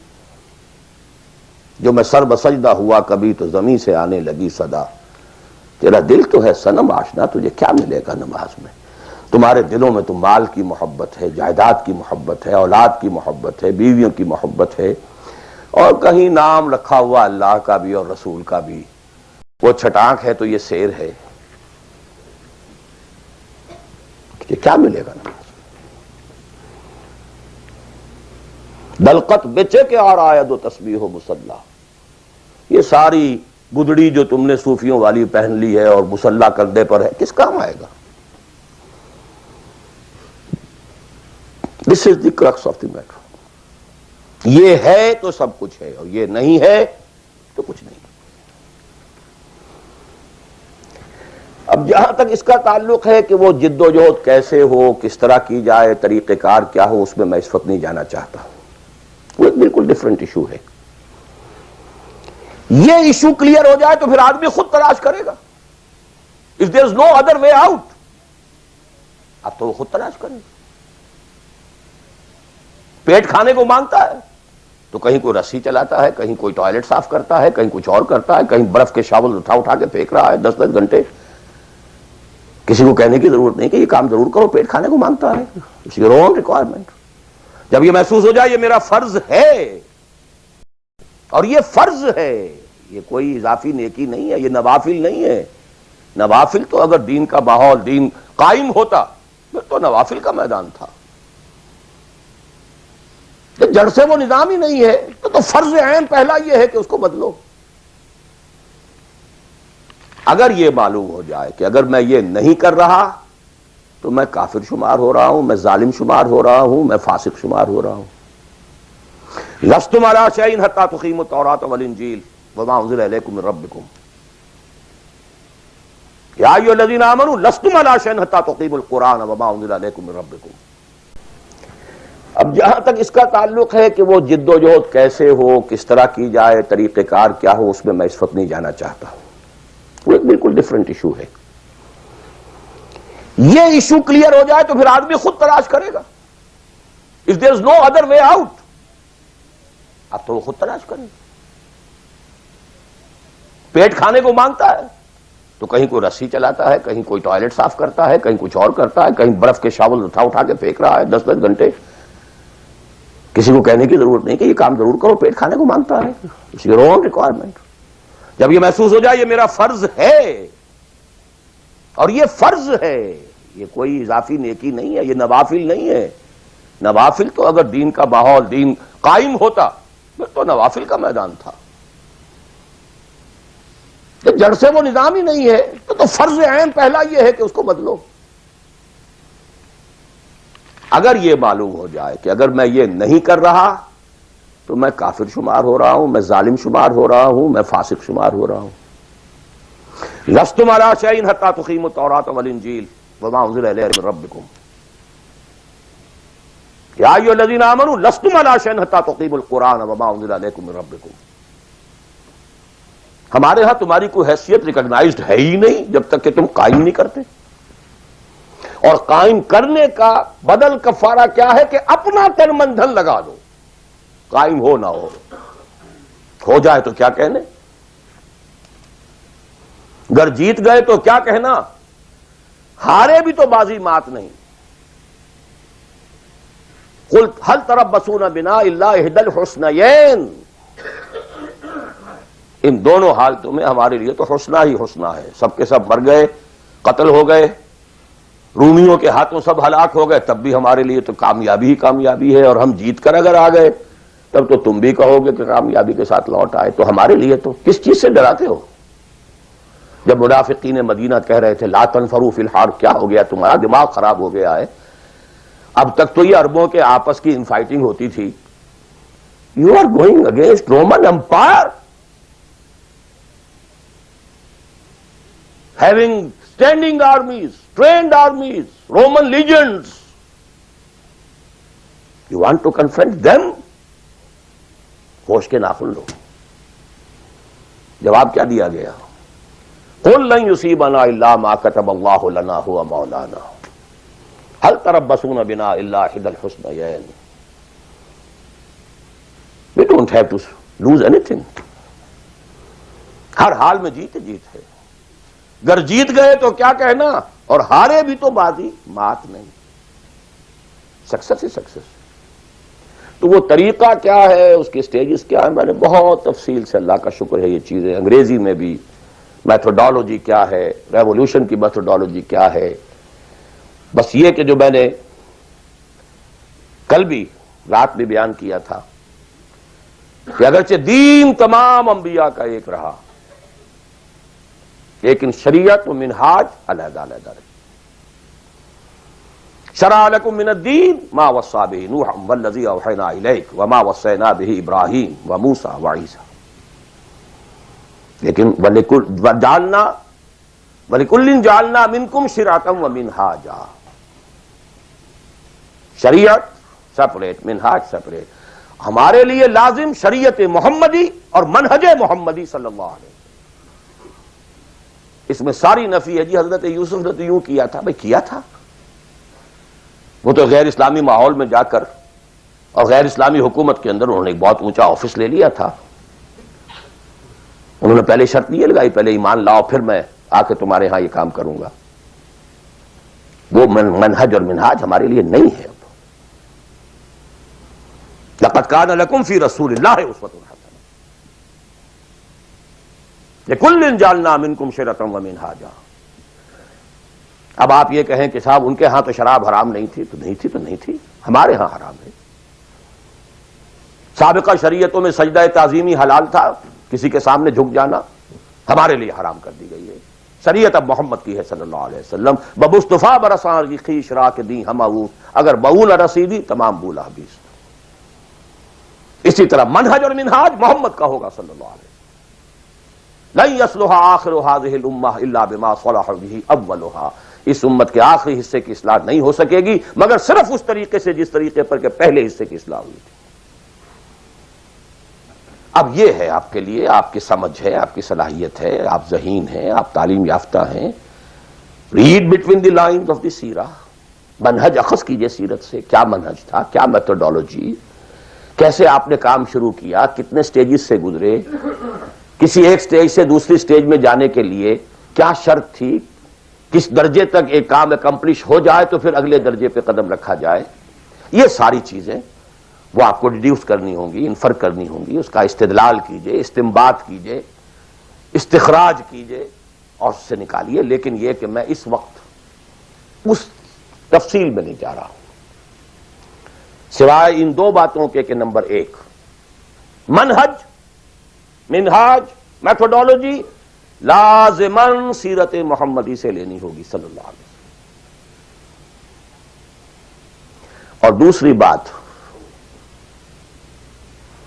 یہ کام ہرگز انفرادی طور پر نہیں ہو سکتا. اس کے لیے جماعت لازم ہے. دھوکہ دیں گے اپنے آپ کو اگر سمجھتے ہیں کہ ہم یہ کام کر رہے ہیں. ہاں ایک آدمی ہے جماعت بنانے کی دھن میں لگا ہوا ہے، ابھی لوگ اس کے ساتھ نہیں آئے، وہ جماعت کے حکم میں ہے. کان ابراہیم امتن قانتن. کل آ جائیں گے، پرسوں آ جائیں گے. کوئی وقت آئے گا کہ گئے دن کے تنہا تھا میں انجمن میں، یہاں اب میرے رازداں اور بھی ہیں. آخر حضور کو بھی پہلے دن تو 4 ہی ملے تھے. خدیجہ الکبریٰ رضی اللہ تعالی عنہ، ابو بکر صدیق رضی اللہ تعالی عنہ، علی رضی اللہ تعالی عنہ، زید ابن حارثہ رضی اللہ تعالی عنہ. 4 ہی تو ملے تھے نا. اور 10 برس میں جا کے بھی بمشکل 125 ملے تھے. ایسا نہیں تھا کہ ٹھٹ کے ٹھٹ لگ گئے ہوں اور ہزاروں اور لاکھوں آ گئے. In the 10th year after the beginning of Wahi, not more than 125 or maximum 150 people were around him. لیکن جماعت، ید اللہ علی الجماعہ، علیکم بالجماعہ. اور اس میں حضرت عمر کا جو اثر ہے، اثر کو بھی ہم حدیث کہتے ہیں. حدیث دو چیزوں کے مجموعے کا نام ہے، اخبار و آثار. رسول کا کوئی قول، کوئی فعل، کوئی تقریر، کسی چیز کو آپ نے دیکھا اور برقرار رکھا، یہ خبر کہلاتی ہے. صحابی کا کوئی فعل، کوئی قول یا تقریر، یہ اثر کہلاتی ہے. اخبار جمع آثار یہ حدیث ہے. تو اثر ہے حضرت عمر کا رضی اللہ تعالی عنہ. لا اسلام الا بالجماعہ ولا جماعہ الا بالامارہ ولا امارہ الا بالسماع ولا سماع الا بالطاعہ. کوئی اسلام نہیں بغیر جماعت کے، کوئی جماعت نہیں بغیر امارت کے، کوئی امارت نہیں جب تک کہ حکم سنا نہ جا رہا ہو، اور کوئی سماعت کے معنی نہیں جب تک کہ حکم مانا نہ جائے. جماعت ایسوسیشن نہیں، انجمن نہیں، سوسائٹی نہیں، ادارہ نہیں. Institution is something else, association is something else. Organization, party, حزب اللہ، حزب الشیطان. Clear cut polarization. This polarization take some time. وقت لگتا ہے. 10-15 سال میں جو خیر کا عنصر تھا پولرائز ہو کر حضور کی طرف آ گیا، جو شیطانی ایلیمنٹ تھا وہ دوسری طرف جمع ہو گیا. آئونائزیشن ہوئی ہے، پازیٹیو آئنز ایک طرف، نیگیٹو آئنز ایک طرف. جانے ہی جانے. It took time. لیکن یہ کہ اب آئیڈینٹیفائی ہو گئے، اولئک حزب الشیطان اولئک حزب اللہ. دس از دی پارٹی آف شیطان، دس از دی پارٹی آف اللہ. اور تیسری بات یہ اس جماعت کے ضمن میں، جماعت جو ہے جس میں کہ سمع و طاعت ہو، وہ جماعت ہے. Listen and obey. اس سے کمتر جماعت نہیں ہے.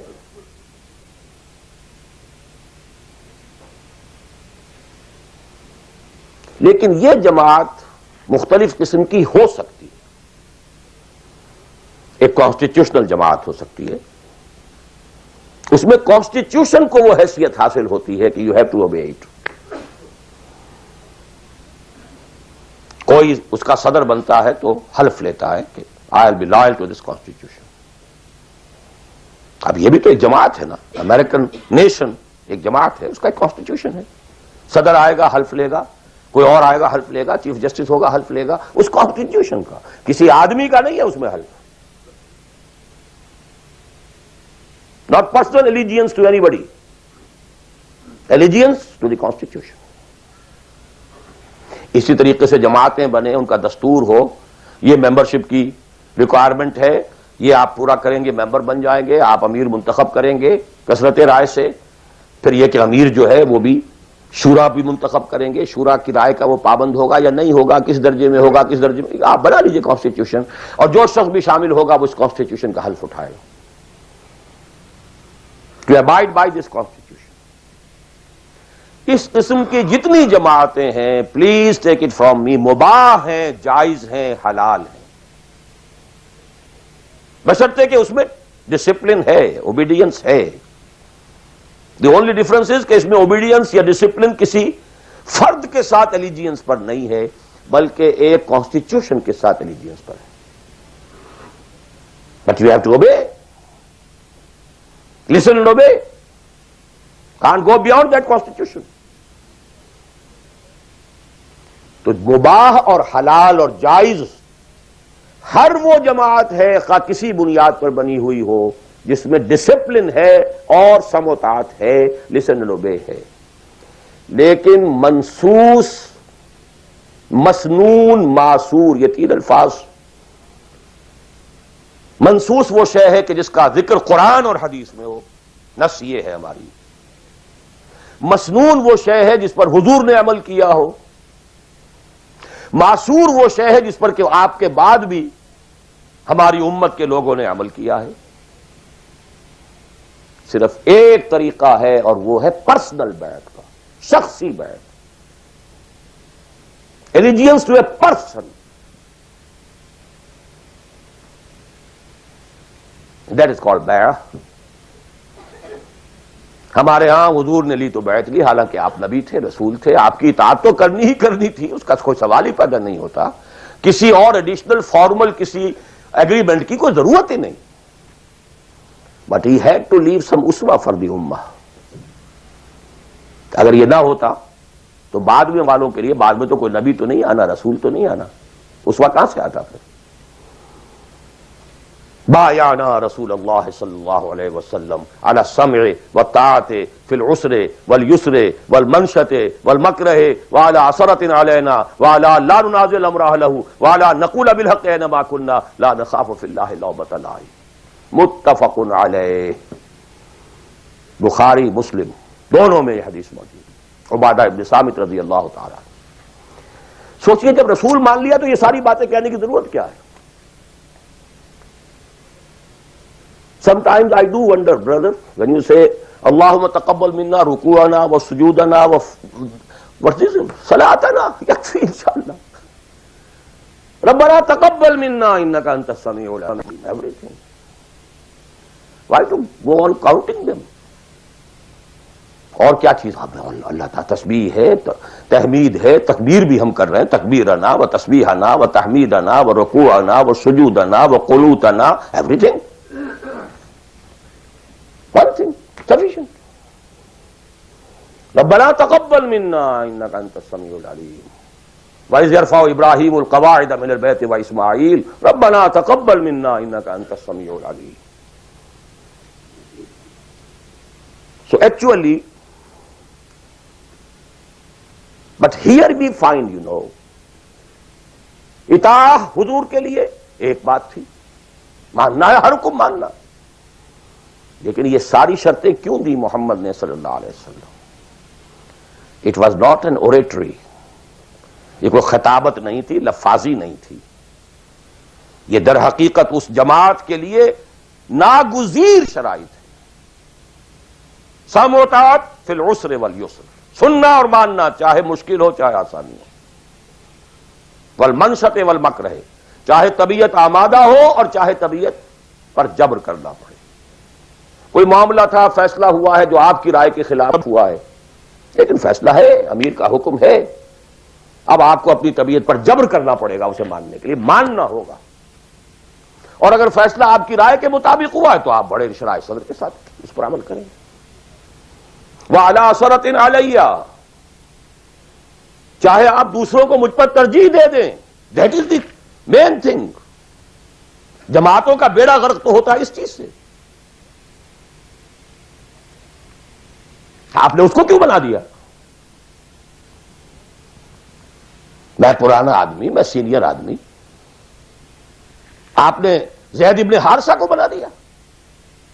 یہ تو آزاد شدہ غلام ہے. اب بڑے بڑے جلیل القدر جو ہیں قریش کے سردار اس کے تحت جائیں گے. حضور کا چچا زاد بھائی ساتھ ہے.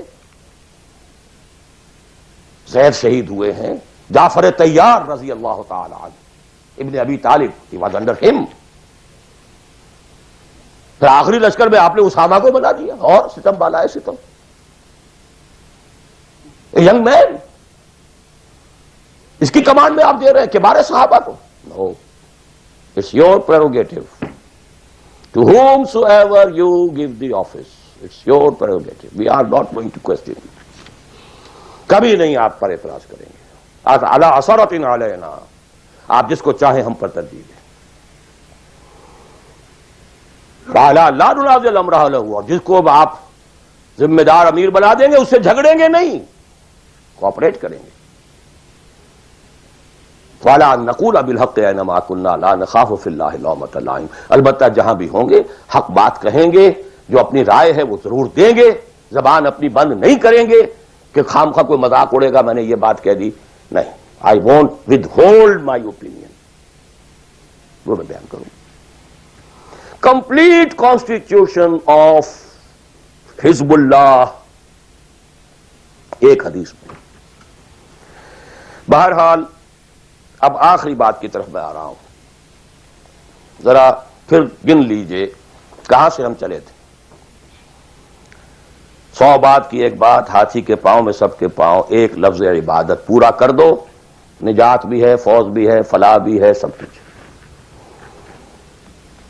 اس میں تو یہی ہے کہ آپ کامیاب ہو گئے تو جتنا آپ گڑ ڈالیں گے اتنا میٹھا ہوتا جائے گا، جتنا اور ایگزرٹ کریں گے اتنا نمبر زیادہ آتے جائیں گے، وہ پھر رشد بھی ہوگا، سعادت بھی ہوگی، فوز بھی ہوگی، فلاح بھی ہوگی، بٹ منیمم نجات۔ عبادت کے دو اجزاء لازم، جسم کے مانند ویزیبل جز ٹوٹل اوبیڈینس، روح کے مانند اس کی اصل اسپرٹ اللہ کی محبت۔ اوبیڈینس اور محبت میں اللہ اور رسول دونوں یکجا، نظری طور پر اللہ اول رسول ثانی، عملاً رسول اول اللہ ثانی۔ اوبیڈینس میں غلطی ہو جائے وقتی طور پر، غیر شعوری طور پر، بھول میں، چوک میں، جذبات کے طوفان میں، وقتی طور پر ماحول سے اثر انداز ہو کر، ٹھیک ہے، فوراً توبہ کر لو، اللہ معاف کر دے گا۔ ایک گناہ بھی اگر مستقلاً جان بوجھ کر اپنی زندگی کے اندر داخل کر لیا تو یہ بگ زیرو ہے، سارا بقیہ زیرو سے ضرب کھا کر زیرو ہو جاتا۔ تین چیزیں ایکسکلوسیو اللہ کے لیے ہیں، دعا صرف اللہ سے، تعظیم کے لیے جو مظاہر ہیں، قنوت ہو، رکوع ہو، سجود ہو، صرف اللہ کے، اخلاص اور احتساب، مقصد ہو آپ کا اللہ کی رضا اور جزا بھی صرف اسی سے، یہ ایکسکلوسیو اللہ کے لیے تھی۔ اس کے بعد ہم نے کہا کہ انفرادی اور اجتماعی یہ مختلف دائرے ہوتے ہیں۔ انفرادی آدمی کر سکتا ہے، چاہے دقت آتی ہے کر سکتا ہو، چاہے بھوک آ جائے، فاقہ آ جائے، جان پر بن جائے، کر سکتا ہو، یہ ایک دائرہ ہے۔ نہیں کر رہا تو ناہنجار ہے۔ اور ایک حصہ وہ ہے جو کر ہی نہیں سکتا جب تک کہ نظام نہ بدلے، اور اس میں ویرینگ پروپورشنز رہیں گی۔ اب میں تھوڑا سا آپ کو ان ویرینگ پروپورشنز کا اور ایک مختلف نسبت و تناسب کا ایک نقشہ دکھانا چاہتا ہوں۔ بعض ممالک ایسے ہیں اس روئے ارضی پر، دیکھیے، ایک ہے کسی اور اعتبار سے کسی ملک کا اچھا ہونا، برا ہونا، کہیں بادشاہت کا نظام ہے، کہیں ڈکٹیٹرشپ ہے، کہیں کچھ اور ہے، کہیں کچھ اور ہے، کہیں جو ہے بہت کرپشن ہے، کہیں رشوت زیادہ ہے، کہیں کوئی کچھ اور ہے، کچھ ان چیزوں کو چھوڑ دیجیے، اس وقت میں خالی شریعت کی بات کر رہا ہوں، حلال اور حرام کی بات کر رہا ہوں۔ کچھ ممالک ایسے ہیں جہاں شریعت پر عمل کرنے کا دائرہ کافی وسیع ہے، نماز، روزہ، حج، زکوٰۃ بھی آپ کر سکتے ہیں، آپ کا پرسنل لا بھی پورا آپ کے مطابق ہے، شادی، بیاہ، نکاح، طلاق ٹوٹلی آپ کے اپنے ہاتھ میں ہے، لا آف انہیریٹنس بھی آپ کا چل سکتا ہے، کسی درجے میں حدود اور جو ہیں سزائیں، حدود و تعزیرات بھی نافذ ہیں، اگرچہ پورا نظام تو نہیں ہے اللہ کا، ٹوٹل تو نہیں ہے، سودی نظام ہے، معیشت یہ ہے، فلاں ہے، بادشاہت ہے، یہ ہے، وہ ہے، سب کچھ ہے، ظلم ہے، لیکن یہ چیزیں انفرادی اعتبار سے دائرہ وہاں کافی وسیع ہے۔ اس کی مثالیں ہیں سعودی عرب، ایران آف ٹوڈے، اور مجھے زیادہ حالات معلوم نہیں ہے لیکن مجھے توقع ہے کہ سوڈان آف ٹوڈے، اور میرے خیال میں اس کے علاوہ کوئی نہیں۔ اس کے بعد ایک اور دائرہ آتا ہے، اور وہ میرے نزدیک اس میں ٹاپ پر پاکستان ہے۔ نماز، روزہ، حج، زکوٰۃ کیجیے، پرسنل لا وہ بھی آپ ویسے کہنے کو وہاں ہے قانون، لیکن یہ کہ بالفعل ایک آدمی چاہے تو اسلامی قانون پر عمل کر سکتا ہے۔ انہیریٹنس آپ اپنے حساب سے کر سکتے ہیں، دستور میں طے ہے حاکمیت اللہ کی، گویا کہ نظری اعتبار سے وہ ملک جو ہے وہ اللہ کی حاکمیت پر مبنی ہے، قرارداد مقاصد دستور کا جز بن چکی ہے۔ لیکن پھر نوٹ کیجئے، رشوت ہے، یہ ہے، وہ ہے، ظلم ہے، نا انصافی ہے، یہ سب اپنی جگہ، میں اس میں شریعت کی بات کر رہا ہوں۔ ایک آدمی خود وہاں رہتے ہوئے چاہے بھوک آئے، تکلیف آئے، مصیبت آئے، اس کو ہر وقت جو ہے غصہ آتا رہے، یہ کیوں ٹیلی فون کا بل جو مجھے زیادہ آ گیا، یہ کیا ہو گیا، میری جو ہے میری تو کنفرم سیٹ تھی، یہ کیا کر رہے ہیں یہاں پر کہ مجھے بتا رہے ہیں کہ سیٹ نہیں ہے، وغیرہ وغیرہ سب کچھ، لیکن آپ شریعت پر عمل کر سکتے ہیں، تکلیف اٹھا کر، مصیبت جھیل کر، پیٹ کاٹ کر، فاقہ کر کے، جو بھی ہے۔ بڑا کاروبار نہیں کر سکتے، چھوٹا تو کر سکتے ہیں، جس میں نہ انکم ٹیکس کا معاملہ آئے گا، نہ کسی اور کی خباثت آئے گی، نہ کچھ اور ہوگا، کر تو سکتے ہیں، پیٹ پال سکتے ہیں۔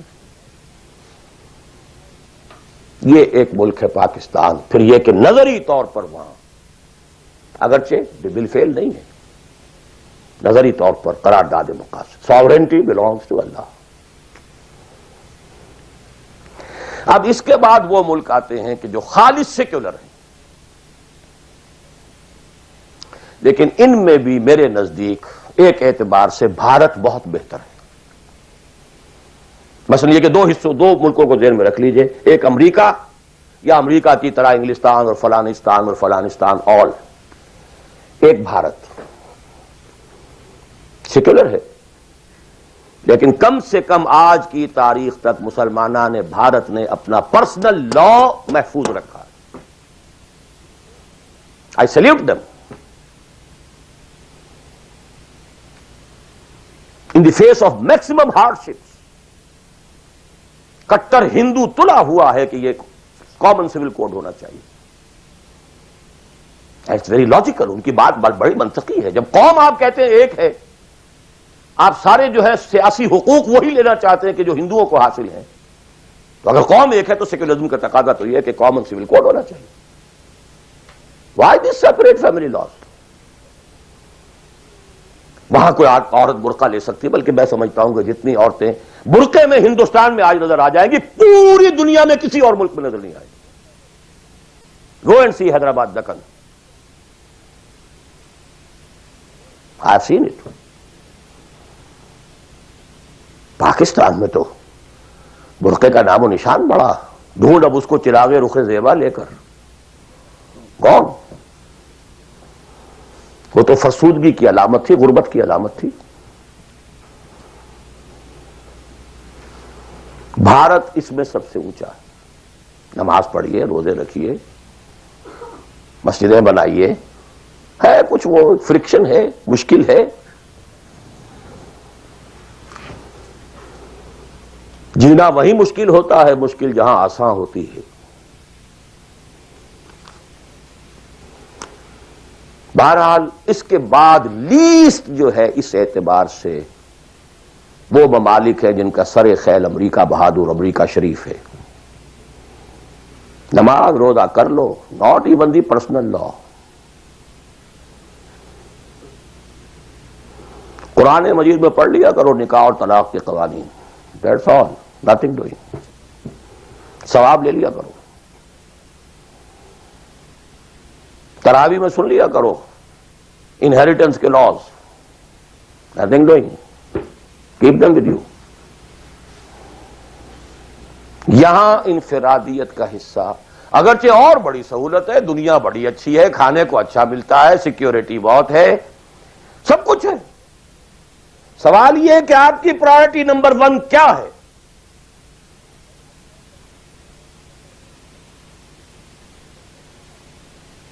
تو بائی چوائس اگر کسی کا مسئلہ ہے تو میرے نزدیک وہ بڑا مخدوش ہے۔ ایک شخص پیدا ہی یہاں ہوا ہے، وہ بات اور ہے بالکل،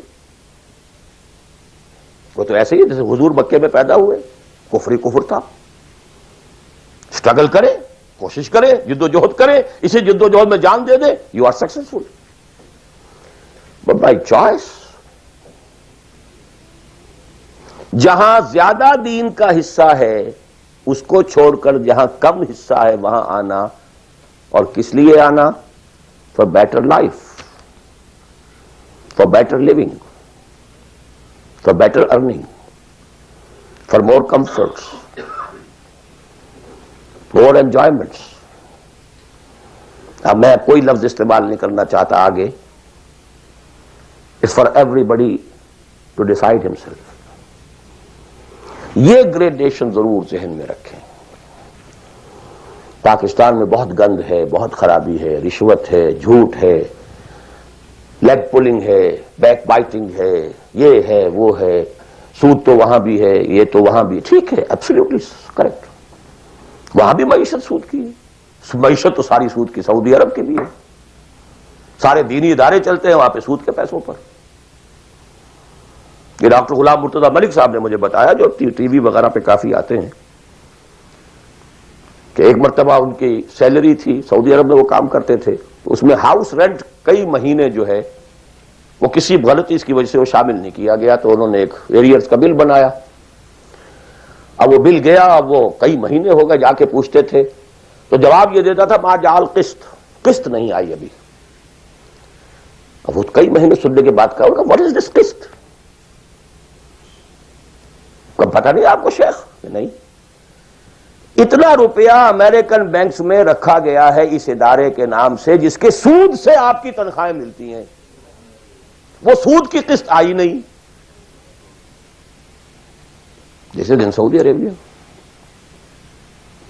آخر سارا پیٹرن تو وہی ہے نا، سیکھا تو یہیں سے ہے جو کچھ سیکھا ہے، فاؤنڈیشنز بنتی ہیں، جو انڈومنٹس ہوتے ہیں، اسی سے ادارے چلتے ہیں، آخر اور کہاں سے ہیں؟ معلم کل تو یہی ہے نا. یہ صورتحال. لیکن پھر بھی گریڈز کا فرق جو میں نے آپ کو کہا، وہاں ایک شخص جتنے حصے پر زندگی میں دین پر عمل کر سکے گا، کہیں اور اتنے حصے پر بھی نہیں کر سکتا. اس اعتبار سے فرق اور ہے. عبادت کے اس کانسیپٹ کو سامنے رکھیے، انفرادی، اجتماعی، ویئرنگ ڈگریز. اب ظاہر بات ہے، آخری پوائنٹ ہے میرا یہ، جتنی حالت خراب ہے اتنی ہی شدید محنت درکار ہوگی اور اتنا ہی زیادہ ثواب ملے گا.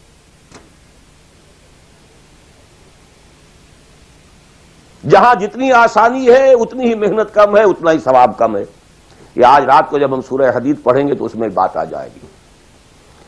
لا يستوي منكم من انفق من قبل الفتح وقاتل اولئك اعظم درجة من الذين انفقوا من بعد وقاتلوا وكلا وعد الله الحسنى.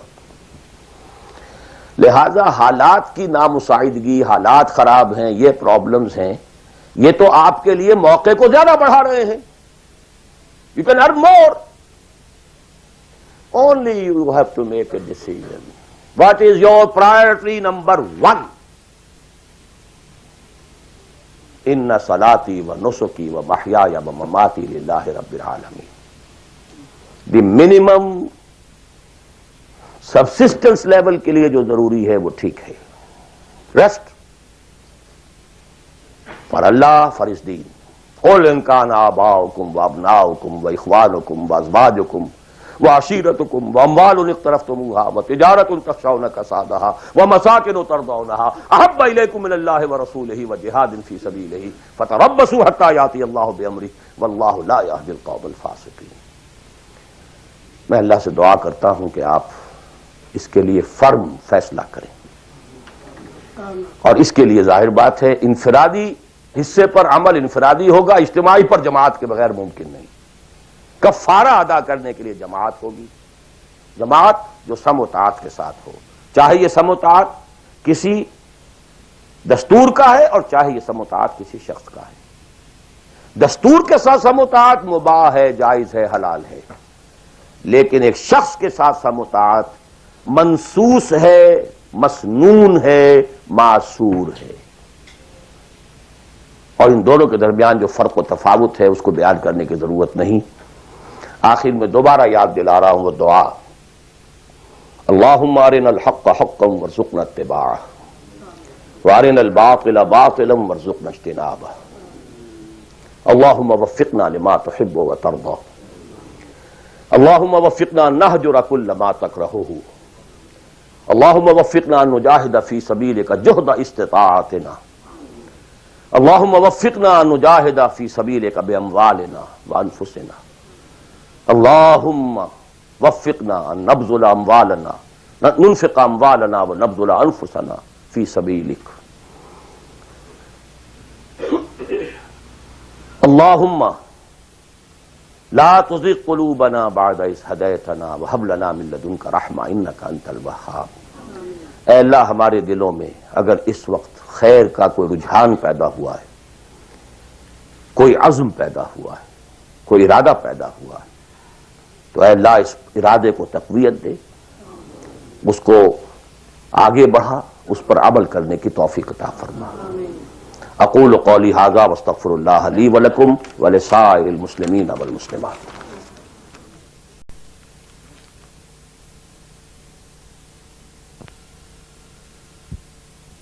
ڈائریکٹ ایک شے فی نفسہ ہی حرام ہے، نجس ہے۔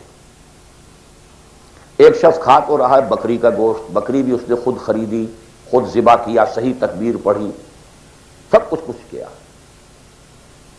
لیکن وہ بکری خریدی تھی اس نے کسی کی جیب کاٹ کے، تو کیا کھا رہا ہے؟ حرام۔ بکری کا گوشت ہے، حرام۔ اس کو آپ آرگومنٹ کو بلڈ کیجئے۔ میں نے جو کچھ آج کہا ہے، باطل کے غلبے کے تحت زندگی گزارنا حرام ہے، الا یہ کہ آپ کی پوری توانائی اس کو بدلنے کے لیے صرف ہو رہی ہے۔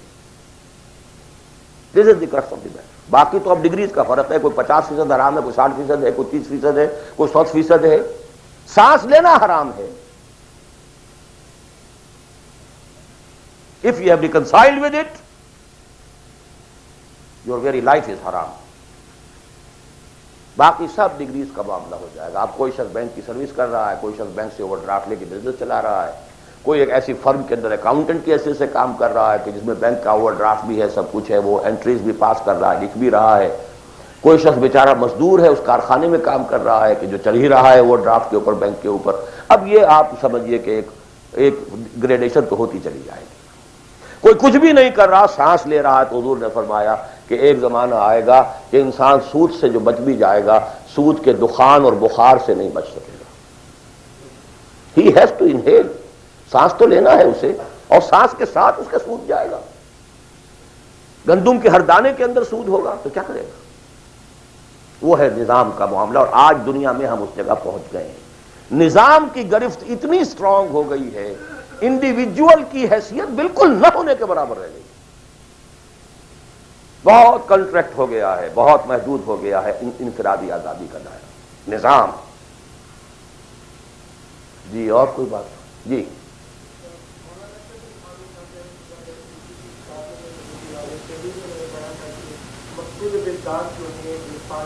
بنیادی ارکان شہادت، نماز، روزہ، زکوٰۃ، یہ چار 5 چیزیں جو ہیں یہ مقصود بذات ہے۔ آپ کی باتوں سے کچھ اندازہ ہوا مجھے کہ مقصود بذات نہیں ہے بلکہ مقصود بذات کچھ اور ہے جو آپ نے بھی بیان کیا، تو ذرا اس فرق کی کچھ وضاحت کرنا چاہیے۔ میں اس مولانا اشرف علی تھانوی صاحب کی شخصیت سے جو حسن ظن رکھتا ہوں، اس کی بنا پر میرا یہ گمان ہے کہ شاید آپ نے سمجھنے میں غلطی کی ہو، تو میں ان کی بات کی تردید نہیں کر رہا، جو بات آپ کہہ رہے ہیں اس کی تردید کر رہا ہوں۔ یہ تو اس حدیث صریح کے منافی ہے کہ جو سب سے زیادہ عام ہے اور ہر مسلمان کو یاد ہے، بنی الاسلام علی 5،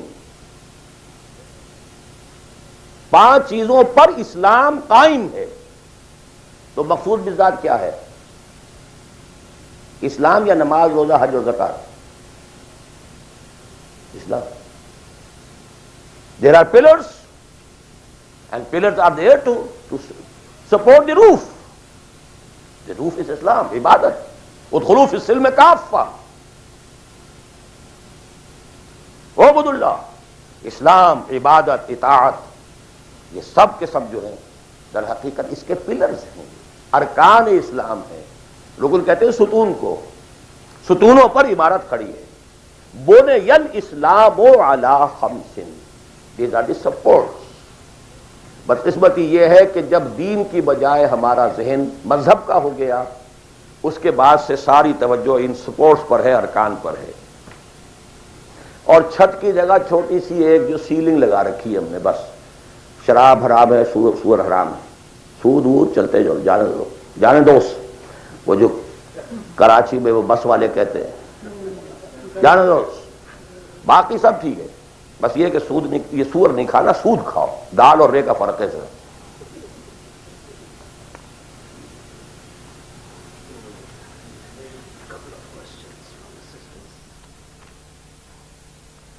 تقریر تو میں نے اردو میں کی تھی، سوال انگریزی شریف میں آ رہے ہیں۔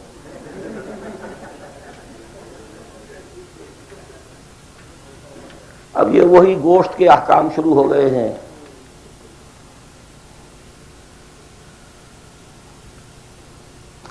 میں یہ سوالات آج نہیں لینا چاہتا، میں نہیں چاہتا کہ آپ لوگوں کا ذہن جو اصل تھیم ہے میری گفتگو کا اس سے ذرا ادھر ادھر ہٹے۔ جی آپ کی بہت سی تقریروں میں پہلے بھی میں نے سنا ہے کہ آپ نے پرفیکٹ کیا ہے کہ یہاں کی بجائے آپ پاکستان میں جو اسلامی نظام کو برپا کرنے کے لیے پرفیکٹ کرتے ہیں، لیکن بہت سے علماء کے دوسرے جو جن میں مولانا یوسف اصلاحی صاحب بھی اور دوسرے بھی ہیں، وہ اس چیز کو کہتے ہیں کہ جو لوگ یہاں آگے ہیں یہ اللہ تعالیٰ کا ایک پروگرام تھا جس کے تحت اس نے ان کو یہاں پہنچایا ہے، اور ان کا یہ کام ہے کہ یہاں اس کام کو جتنا بھی ہو سکتا ہے آگے لے کے جائیں چلیں، اور جو لوگ چلے ہیں اس میں الحمدللہ بہت زیادہ صلاح کی جو ہے نا کام سے آگے بڑھے ہیں، غیر مصنوع ہیں۔ اس کے متعلق آپ کی کیا خیال ہے؟ یہ سوال ریکارڈ ہو گیا ہوگا یا نہیں ہوا ہوگا؟ چلیے جواب سے سمجھ میں آ جائے گا کہ سوال کیا ہے۔ دیکھیے، میں نے ایک بات عرض کی تھی، جو شخص کہیں پیدا ہوا ہے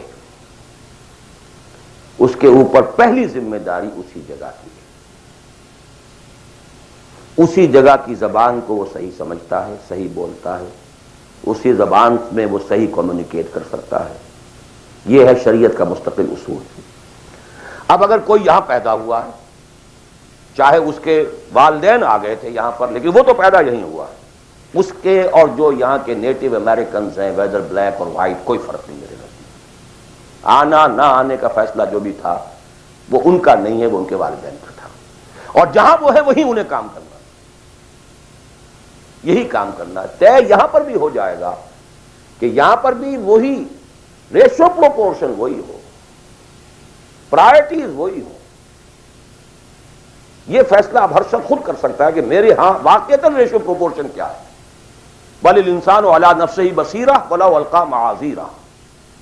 آپ میری زبان بند کر سکتے ہیں اپنے جوابات کے ذریعے سے، آپ کا دل بتا دے گا کہ آپ کی ریشو پروپورشن اس وقت کیا ہے۔ اگر ریشو پروپورشن درست ہے تو یہاں پر بھی اور کسی اور جگہ پر بھی بالکل برابر ہے، کوئی فرق نہیں، ایبسولوٹلی نو ڈفرنس۔ البتہ ایک اور چیز یہ ہے کہ کہاں آپ دیکھتے ہیں کہ فرض کیجئے کسی شخص کی ریشو پروپورشن ٹھیک ہو گئی کہ مجھے جینا ہے مرنا ہے اسلام کے لیے، فیزیبلٹی رپورٹ دیکھتا ہے کہ میرے پاس جو ٹائم ہے، میرے پاس جو وقت ہے، میرے پاس جو صلاحیت ہے، اس کا بہترین میکسیمم آؤٹ پٹ کہاں ہو سکتا ہے، یہ ایک بالکل دوسری بات ہے۔ For people belonging to Pakistan, the maximum benefit can be in Pakistan, not here.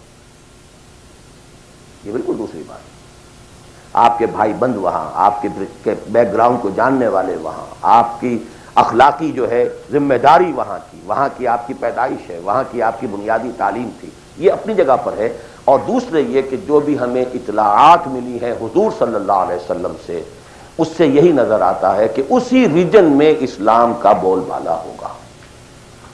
لیکن ظاہر بات ہے یہ میں امریکن سے نہیں کہہ رہا ہوں، میں عربوں سے نہیں کہہ رہا ہوں، جو بلیک امریکنز ہو یا وائٹ امریکن ان سے نہیں کہہ رہا ہوں، تو یہاں کے کام کریں، کیا پتہ اللہ تعالیٰ اس سرزمین کو پسند کر لیں۔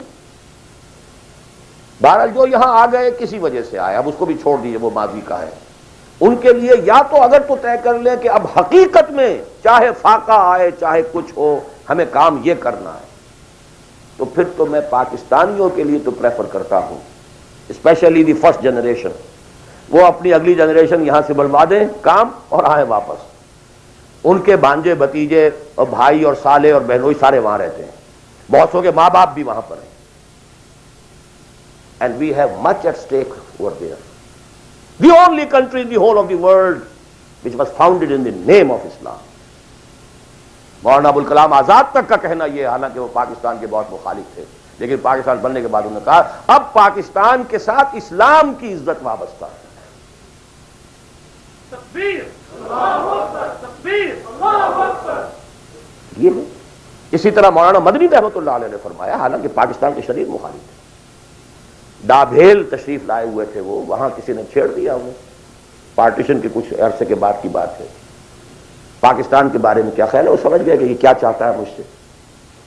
انہوں نے کہا کہ بھائی مسجد کے تعمیر ہونے سے پہلے اختلاف ہو سکتا ہے کہ یہ جگہ صحیح ہے یا نہیں ہے، کیا سائز ہونا چاہیے، کیا بننا چاہیے.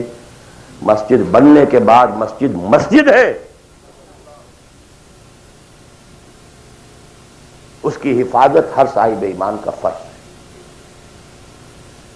ہمیں اختلاف تھا، پہلے تھا. یہ مولانا مدنی کہتے ہیں، اور یہ مولانا محمد مالک کاندھلوی، وہ بھی اب فوت ہو چکے، انہوں نے ہماری قرآن کانفرنس کے اندر یہ جب قول سنایا، میں چیخ پڑا، میں نے کہا مولانا کہاں آپ یہ چیزیں چھپا کر بیٹھے ہوئے ہیں؟ پاکستانی تو سب کے سب آج بھی گالیاں دیتے ہیں مولانا مدنی کو. آپ نے بتایا نہیں یہاں پر کہ مولانا مدنی کا تو یہ موقف تھا پاکستان بننے کے بعد. پہلے اختلاف تھا، ٹھیک ہے. بہرحال جہاں تک میرا معاملہ ہے، سمجھ لیجئے کہ میں اصولی اعتبار سے دنیا میں کہیں بھی یہ کام کوئی بھی ہو کرے، ٹھیک ہے، لیکن یہ کہ پرائرٹیز یہ ہو، اس کی شکل یہ ہو. یہ انگلی کٹا کے شہیدوں میں نام نہ لکھوایا جا رہا، صرف تھوڑی سی کلچرل ایکٹیویٹی اور کچھ کمیونٹی ورک اور کچھ یہ اور کچھ وہ، کچھ سوشلائزیشن، اینڈ دس از دعویٰ. خدا کے لیے اس دھوکے سے اپنے آپ کو نکال لیں، کریں اس ریشو پروپورشن کے ساتھ تو جہاں بھی چاہیں کریں. لیکن یہ ہے کہ میرا اپنا ایک اندازہ ہے، اور وہ یہ ہے کہ چاہے اس کا امکان ہے کہ ہمیں سخت قسم کی کوئی بیٹنگ جو ہے ہندوؤں کے ہاتھوں اور پاکستان اور انڈیا کے ہاتھوں ہو، لیکن پھر بھی بالآخر اسلام کا بول بالا اسی خطہ زمین سے ہوگا. اقول قول ھذا واستغفر اللہ لی ولکم ولسائر المسلمین والمسلمات.